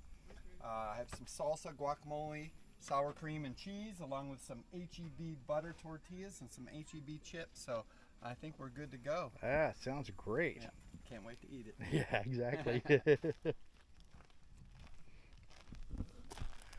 What you cooking up over here, buddy? You doing, sir? Oh, Italian potatoes. Fried Italian potatoes. Yeah. All right. Never done it before, but we've got oregano. So, what can I say? Oh man, well this is a good start right here. My goodness. You guys cooking up over here? This is chili. Chili. Nice, nice, nice. Yep. With or without beans? It's beans. Beans. Yep. All right. There you go right there. Oh man, that looks good, brother. Can't wait to try that. All right. Where's that, sir? What's going on, brother? What you cooking up over here? What we have here is a rock pot. You ever seen one of these things?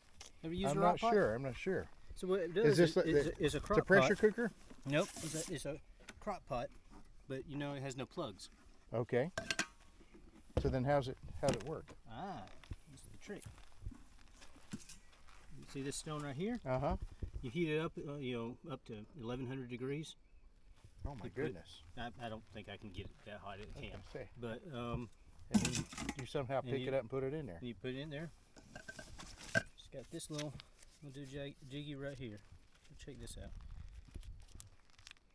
And then we have peppers. So you just throw it in a campfire or whatever and heat it up, and then you pick it up with that thing. Yep, and I thought they'd be prettier, but they, it is camp food. Oh, they look great. So, but yeah. So you just take it, Cook it on there. put it on your campfire, Mhm. put it on your propane fire pit, which is what I did this morning. Yeah. Set that in Set there. this on here and find out how hot it is. It's not real hot right now. Okay. And there you go. And then just cook like a crock pot. And you could do that driving down the road. You do. And I did it for Thanksgiving. Nice. Yep. You show up and it's all done. That's it, man. Yeah, I was saying that, when everybody goes camping, they bring small plates. But if you ever go to a potluck, everybody comes out with all these big plates and pans and stuff. So Yeah, I mean, if I would have known, I would have been more prepared too. But it'll be interesting to see how everybody sets their stuff out. what comes up? Yeah. Oh, the hot sauce. Yeah, somebody's gonna need ice cream tomorrow morning.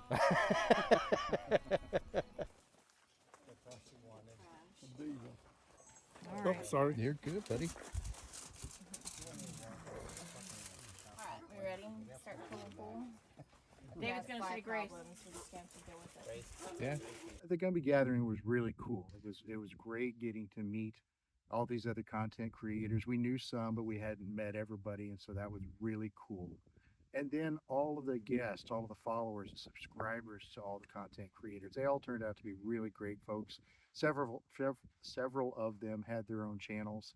And so there was a lot of great conversation, just hanging out, enjoying one another around the campfires all weekend long was great. We had a cornhole tournament, which was a lot of fun. You roll the car and you like can do that?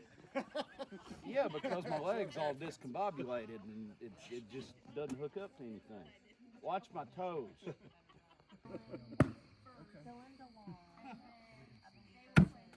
Alright, who just threw that blue bag? I did. That's a worm burner. So there's 2 more rounds. This one and then whoever loses face. Okay. That one, those you gotta land so far back. So we got 2 more. These are the finals. Oh! Right in. Paula's got the brake. You got the gas. She got the turn signal, and then you have the freaking steering wheel. I steer with my foot.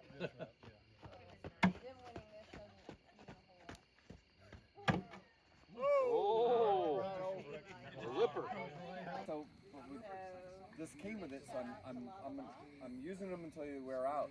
But yeah, but the problem with the KO2s is that I go down the 18 I'd go all the Florida sugar sand, muddy, gritty sand, and 90% of the time I went out, I'd get grit and.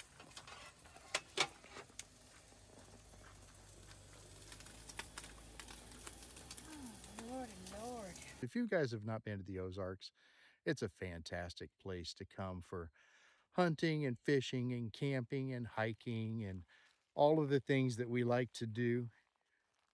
It's a great place to overland. When we did the Trans-America Trail last year, it came through and the Ozarks was a gorgeous section of the Trans-America Trail. So this north, central, and west part of Arkansas is especially fantastic. That section we refer to as the Ozarks and going up into Missouri. And yeah, it's gorgeous. It's gorgeous.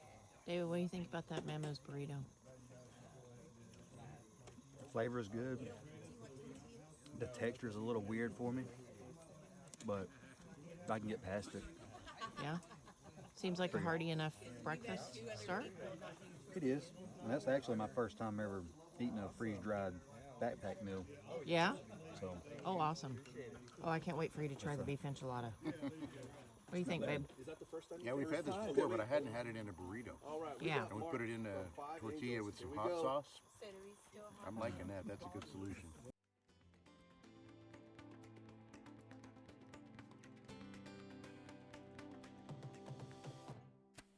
Just about every camper and overlander has freeze-dried meals around for emergencies as something that you have in your kit to eat as a last resort.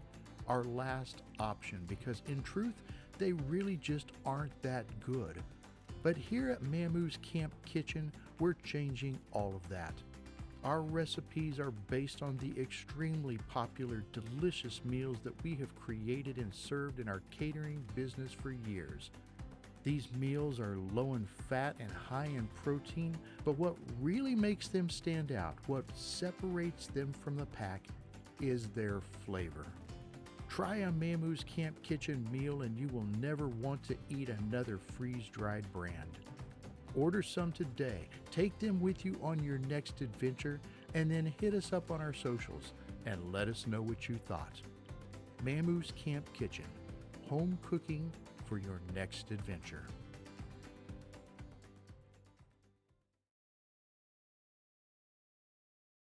So I'm Mark. I'm with 5 Angels Outdoor, and we're here at the Gumbie Gathering, but we figured we'd run you through the rig here. What we have is a 2022 Bronco Raptor, and basically it's set up for anything from the trail to an experience like this where we're just base camping and hanging out. But it's been a great rig. 37s from the factory, which are always nice. I wanted to make sure I have a winch for self-recovery or recovering others. So I got this Addictive Desert Designs Rock Fighter bumper, which allows for the winch mounting. and also for me to put up some lights, which help us out on the trail or for night rides. And the whole vehicle I've wrapped. And I always like to think that, you know, hey, it's better to get pinstripes and trail damage on the wrap than the factory paint. And it's held up pretty well. I mean, we can see the little pinstripe scratches, but you know, other than a couple dings or dents here and there from trees or branches, it's held up well. It looks great. But yeah, so you know, in regards to our camping setup, we have this 230270 Peregrine awning, which has worked out pretty well. I do have the walls, so if it's raining or whatnot, I can put the walls and sort of have a dry space underneath. But yeah, for this event, we did some little different stuff. I brought my Blackstone, which I typically don't bring in a normal camping trip where I'm solo or just my wife and I, but we're gonna cook some fajitas for the potluck. So I figured I'd bring the Blackstone and be able to do it all at once. But the way we have the rig set up in the back, I've done a full seat delete sleep platform from Goose Gear. So I have no back seats in here. It's a level playing field with these drawers, which allows us, one, to mount our fridge on a slide from Alucab, which is a tilting slide. So this really comes out and comes like this. So I got easy access to my refrigerator and its contents, and I can fold it right back in. I can have gear that I need quickly or on the trail here in the here in the back, and then I keep additional storage where my rear seats used to be. This Trailgater table works out great. Here I'm just using it to stage some equipment, but as we come around this side, I do have the American Adventure Lab spare tire platform, which works great for mounting accessories. I have my traction boards as needed, and typically what I'll do here is I'll put my firewood or whatnot up on top. Too bad there's a burn ban this weekend, so no firewood. And really coming around this side, you can see our 230 X3 rooftop tent. This works out great for 2 adults and typically a dog when we go camping. The light suppression technology of the 230 keeps it plenty dark inside. And with this X-frame on the tent, what it does is it allows me to mount the tent and my awning pretty close together, so I don't have to offset, because the tent goes up and then over instead of really hinging on that bottom lower bit.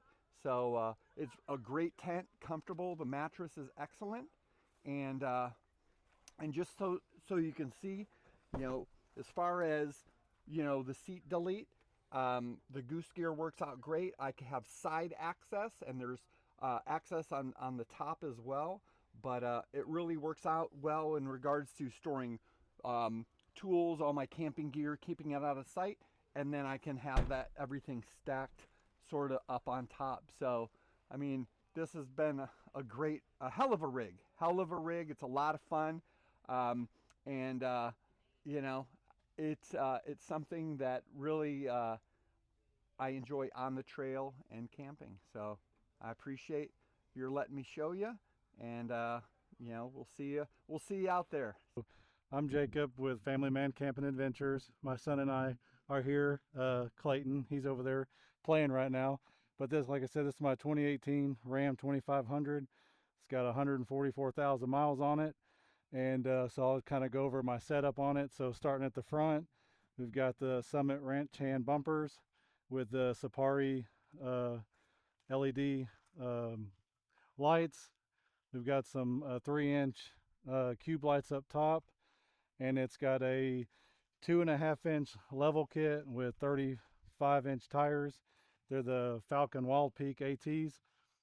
And then moving on, we've got the Infab Nerf bars on it.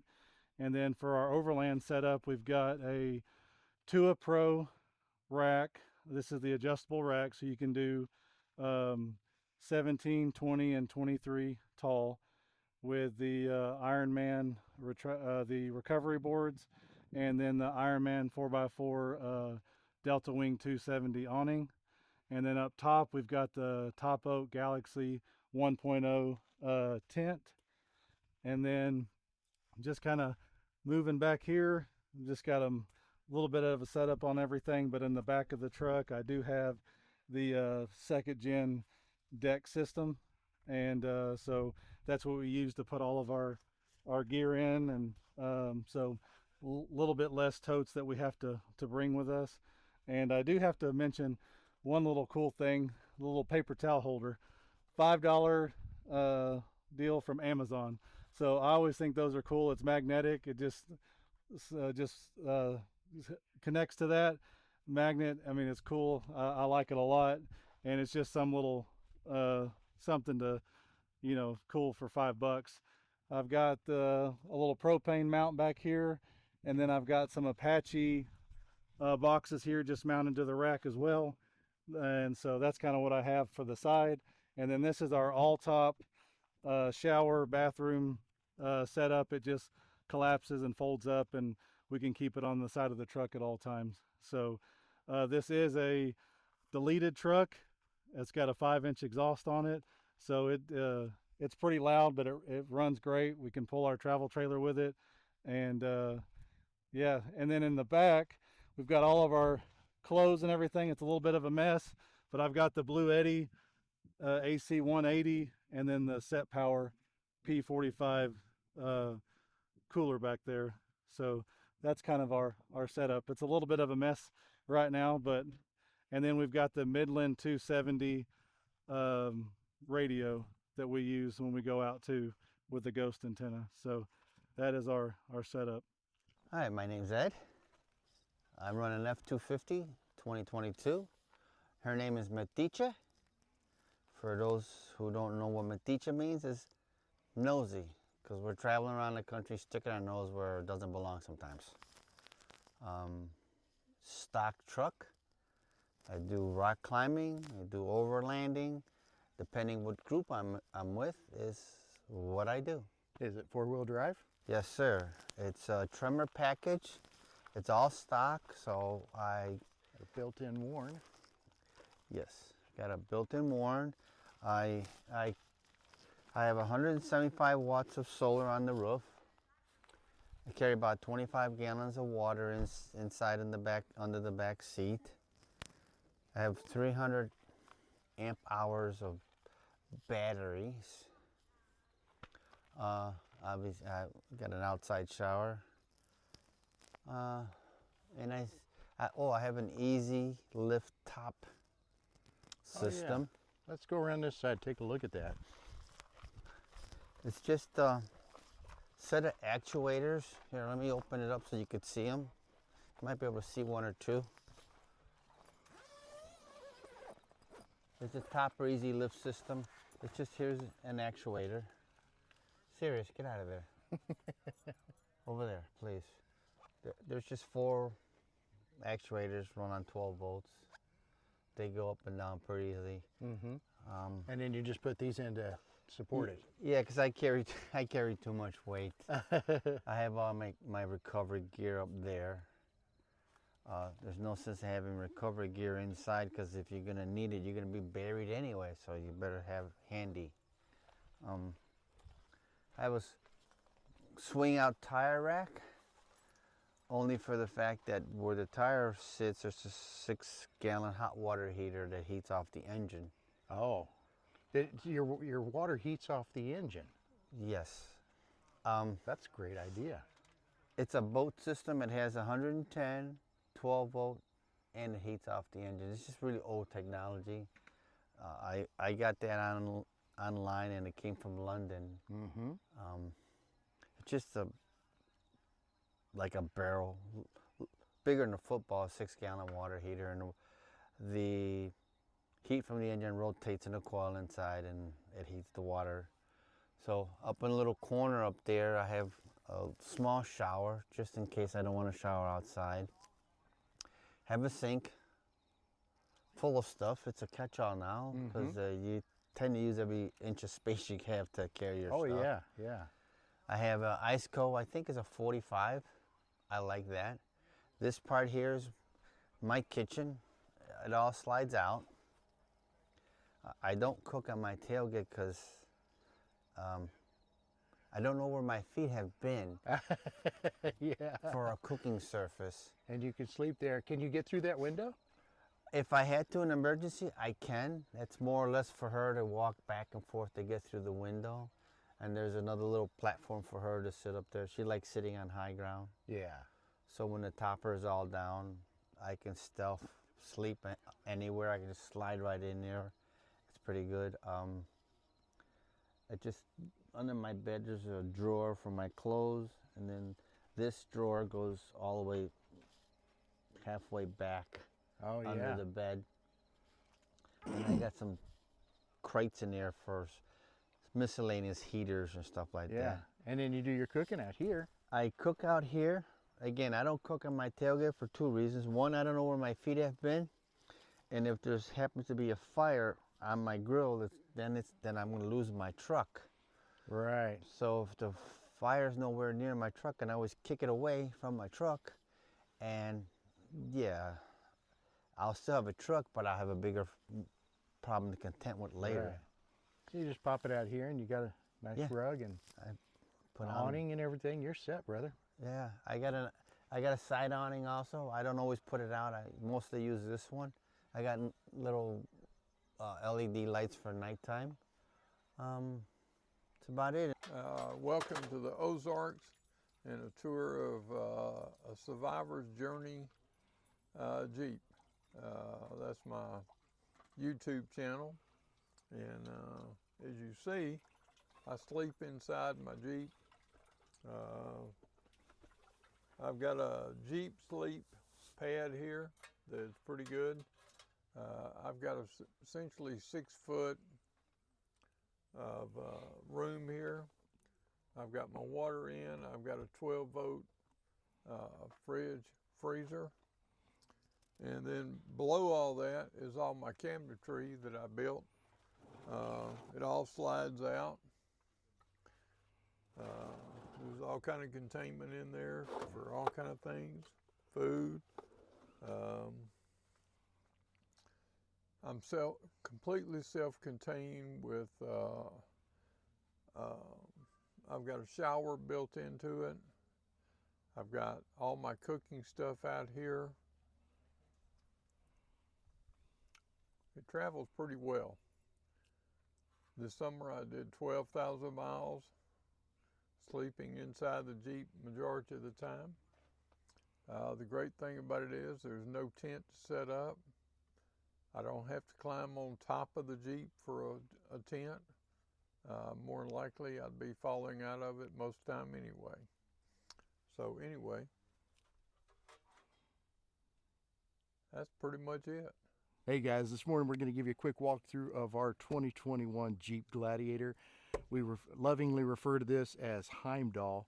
We'll include a link in the description that'll give you the full build list if you're interested in knowing more about it. Everything from the wheels and tires, lift kit, front and rear bumpers, rock rails, everything. We'll put that in there. In here, just real quick, we got our fridge and our jackery. Up top, this is our iCamper ExoShell 270 awning. Comes all the way around the back, and that gives us cover back here for the kitchen. Currently in use. Tiffany's cooking us up some breakfast right now.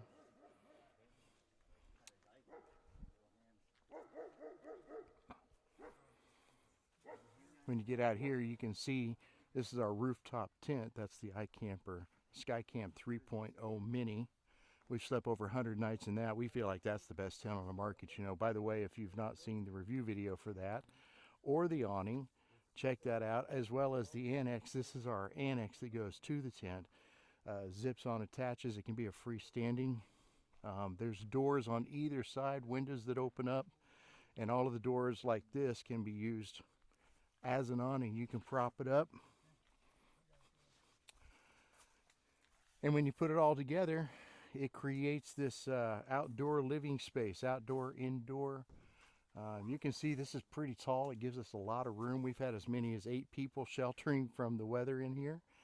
And of course, then this is how we get up to our iCamper. Now we got our clothes bags hanging, toiletries. We got our dirty clothes, everything. Toilet goes behind here. We've got a screen that we can hang up to just kind of give a little extra privacy if you need to use the facilities, and of course the Devos light right there.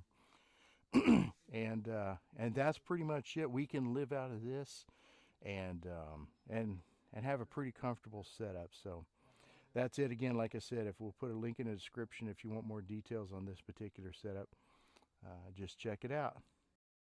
Well, it's Saturday at the Gumbie Gathering, and we did our breakfast from Mamoo's kitchen this morning, and now we're going out for some trail riding. It's going to be a lot of fun.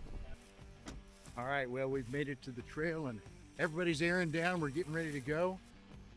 Now, we're just up here north of Russellville, about 20 minutes if you're familiar with that area. This puts you right into the heart of the Ozarks. So this is a great place to do some trail riding. This is going to be a lot of fun.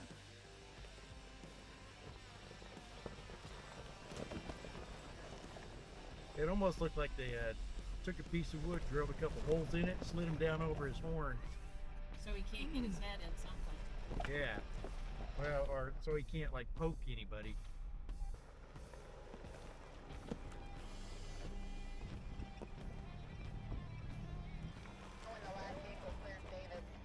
I had a really good time on Saturday on the trail ride. That was like 10 hours long. We headed out. It was going to be about 5 hours. It ended up being like 10 hours.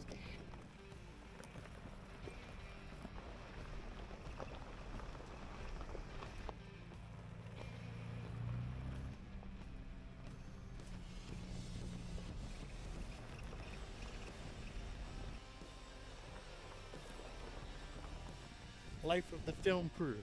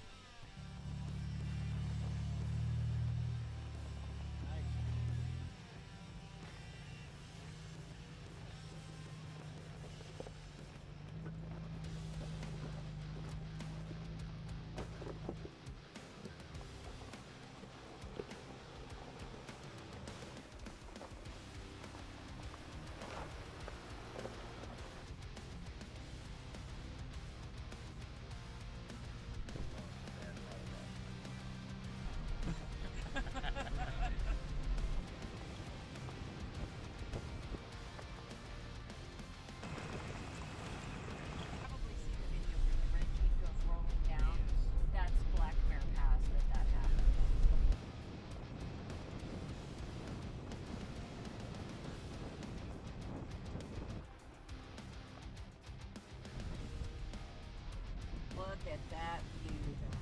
Wow.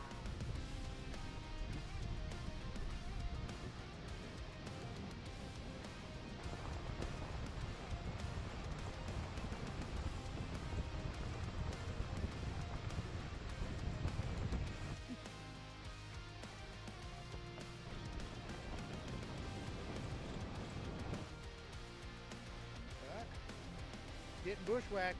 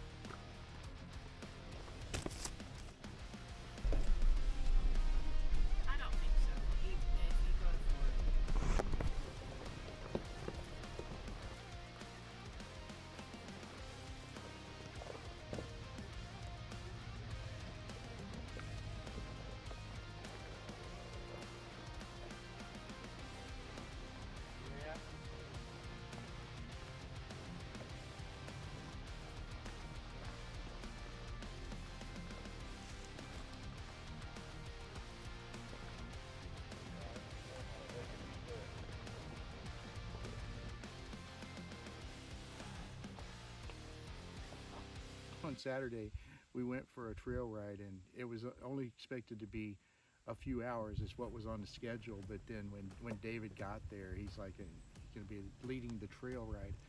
He's like, 2 hours isn't going to be enough, Ben. We need to really stretch you. So Ben stretched it, created a 5-hour window, and it ended up being like a 10-hour window instead. So we spent the whole day out there on the trail. It was awesome. Had a really great time.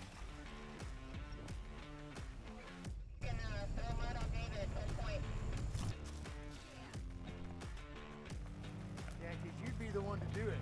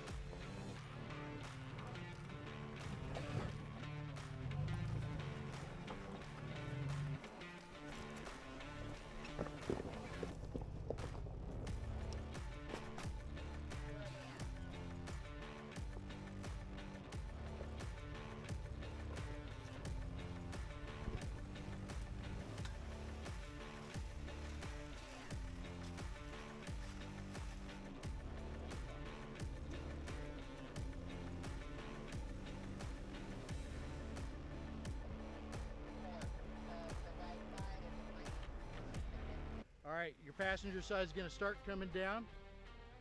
You good? All right, it's coming down now. All right, nice and slow. Rear's going to drop right there. Inch it down. Right there. You're beautiful. Look at you, man. Like a boss.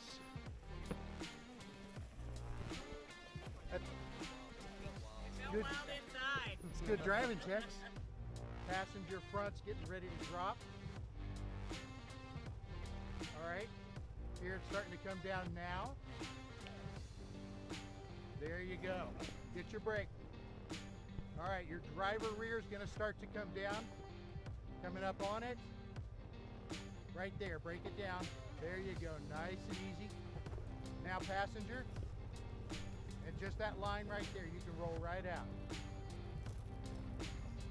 Nice. Is it freaky? Nah, that was it's easy. Passenger is going to start to come down. Slow roll it. Just like that. All right, your rear is going to start to come. Here it comes right there. Just break it down. Nice. Well done. And you're down, brother. Yeah. Good driving. It's like you did that for me. What's up, nigga? Right there. Now this is the part where I thought you might rub. Come along there. Turn driver. Driver. Driver. There you go. A little more. A little more. All right, now let's stop right there. Your rear tire is going to start to come down. You're going to have to brake as it comes down the wall. And try to lower it down so it doesn't slam. Getting ready to drop. Just inch it. Now right there's where you're right on the precipice. Just inch it down. Just inch it down. Well done. Turn driver. A little more. Right there. And just ride it out. Good job, buddy.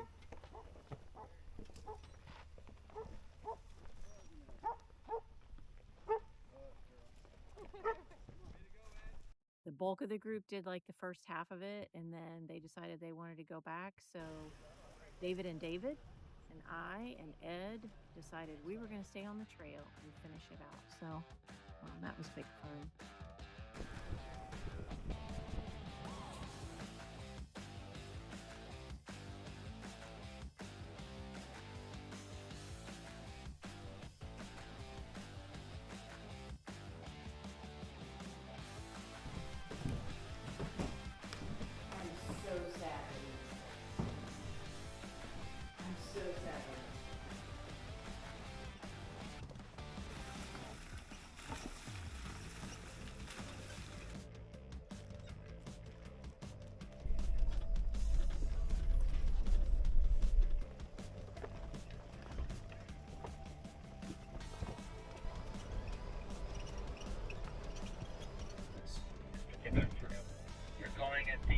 Ozark Adventure Trail. Oh, he's naked. Not on. No, he's not. I just saw him. He's just casting it. He's got Oh, yeah, he is not naked. Here, we come around the other way. He had his back to us. And, oh, crap. What? He's got some skin-colored underwear that it's got skid marks. Looks like a butt crack. You want us to cut that tree branch? No, it's fine. If the bottle of gas gets caught at the breakaway anyway, so we're good. Okay. Okay. I'm watching. Is it that scene from the tent or they're pulling everything out of that bag?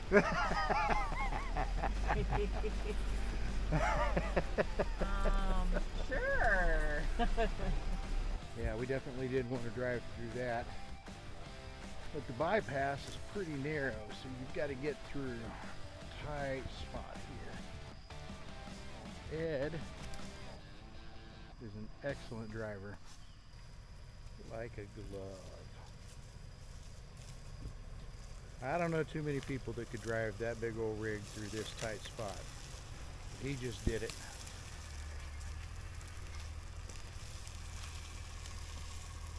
This man knows his rig.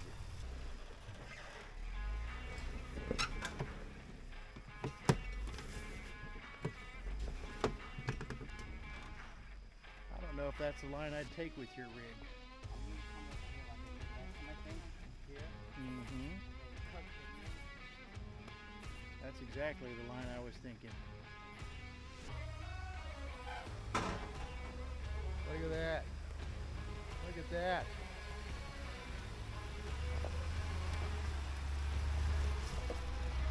Look at that. You're going to get a lot off camber here. Especially right here. So if you, on that side, the more passenger you can stay, the better, I think. On that section. But then you don't want to be too far, because up here, then you'll be getting your body up against the roots here. You don't want that. This is a pretty off camber section right here.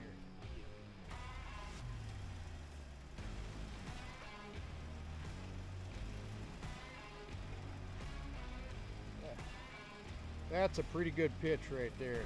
Pretty good roll. Yeah, turn your pitch and roll on, see what it says. Oh, that's right. That's right.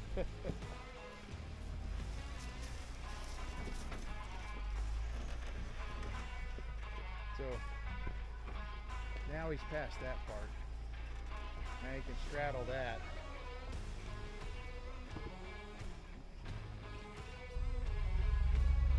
All right, he's decided to go.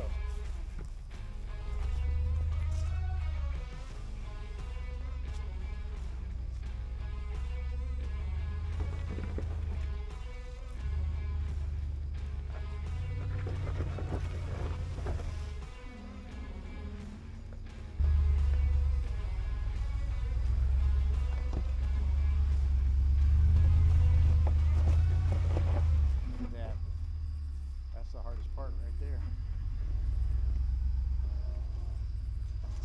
You gotta be careful here. It heels a little. You can shoot some rocks at it.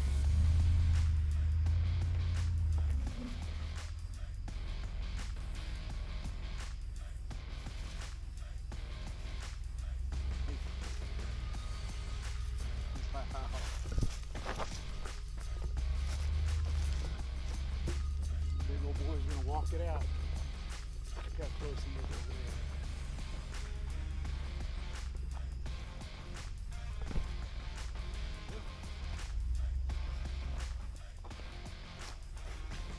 Well, he did it again.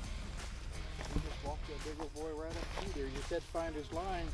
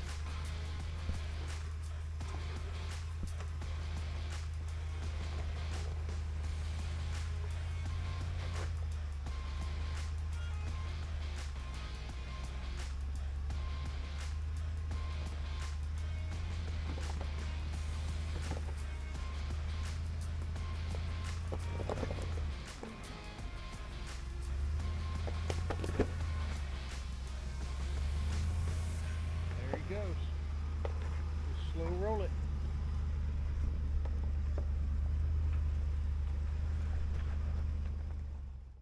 It was a good time. It was sad to end it, but I was ready for the next journey, the next adventure.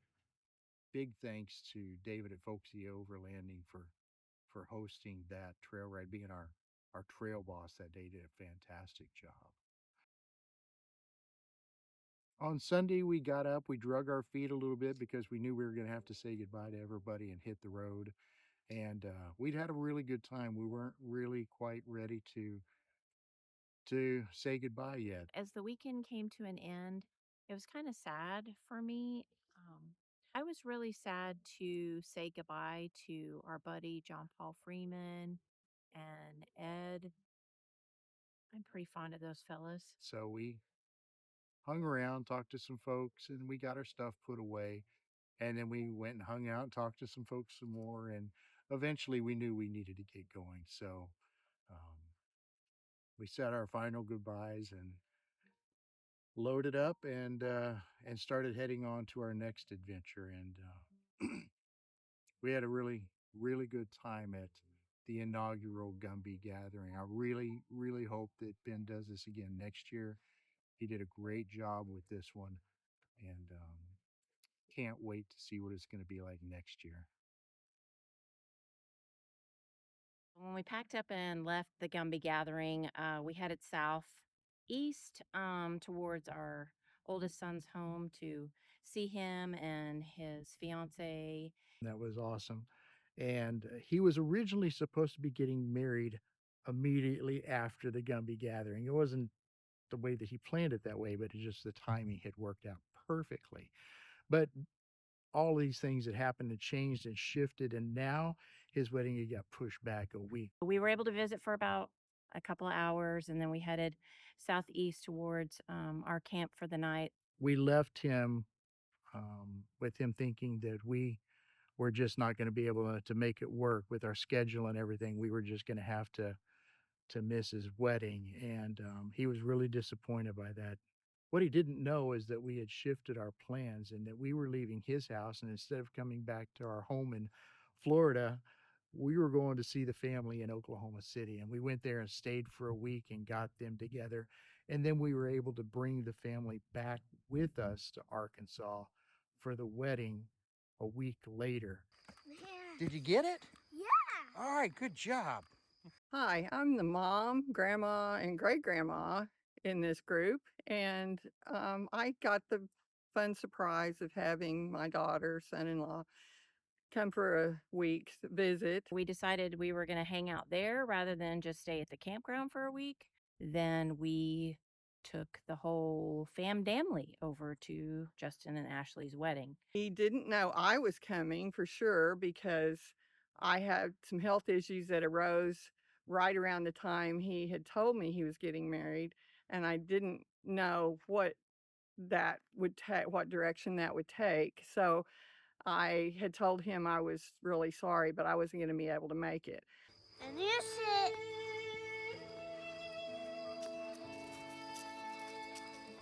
Good.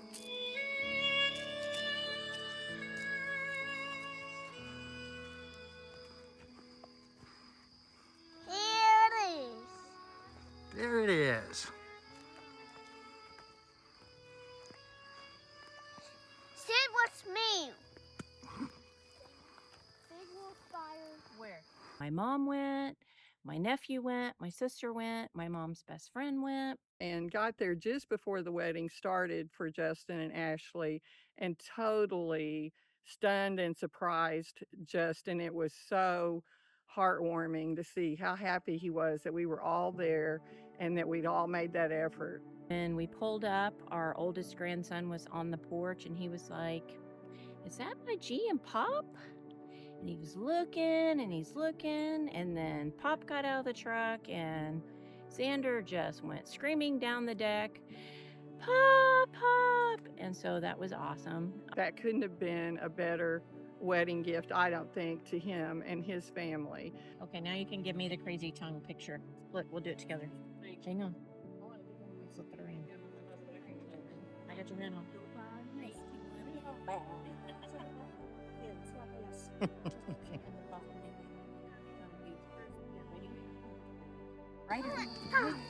Somebody ran to the back of the wedding venue and told Justin that they thought that his parents were there, and he was like, no way my parents are here. It's like, are they in a big Jeep? And yep, they're in a big Jeep. And so he came immediately from the wedding venue and came out to the front of the house and was so surprised that we were there. And that was great. That was exactly what we were hoping for. We wanted it to be a big, huge surprise.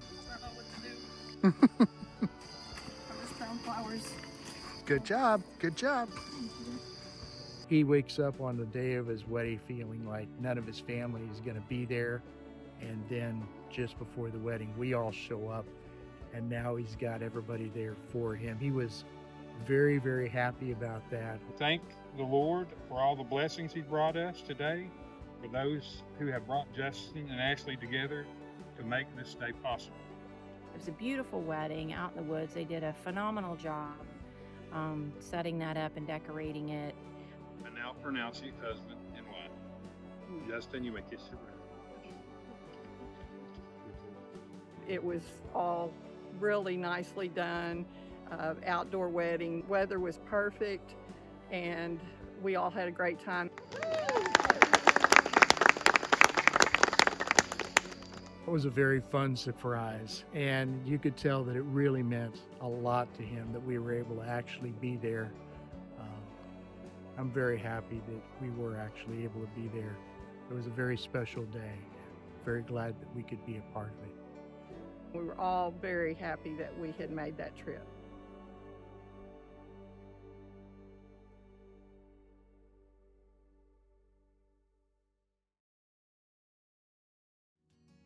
When we left the wedding, we drove a few hours east and started our trek back to Florida. We had to get on the road because we had to get back to Florida.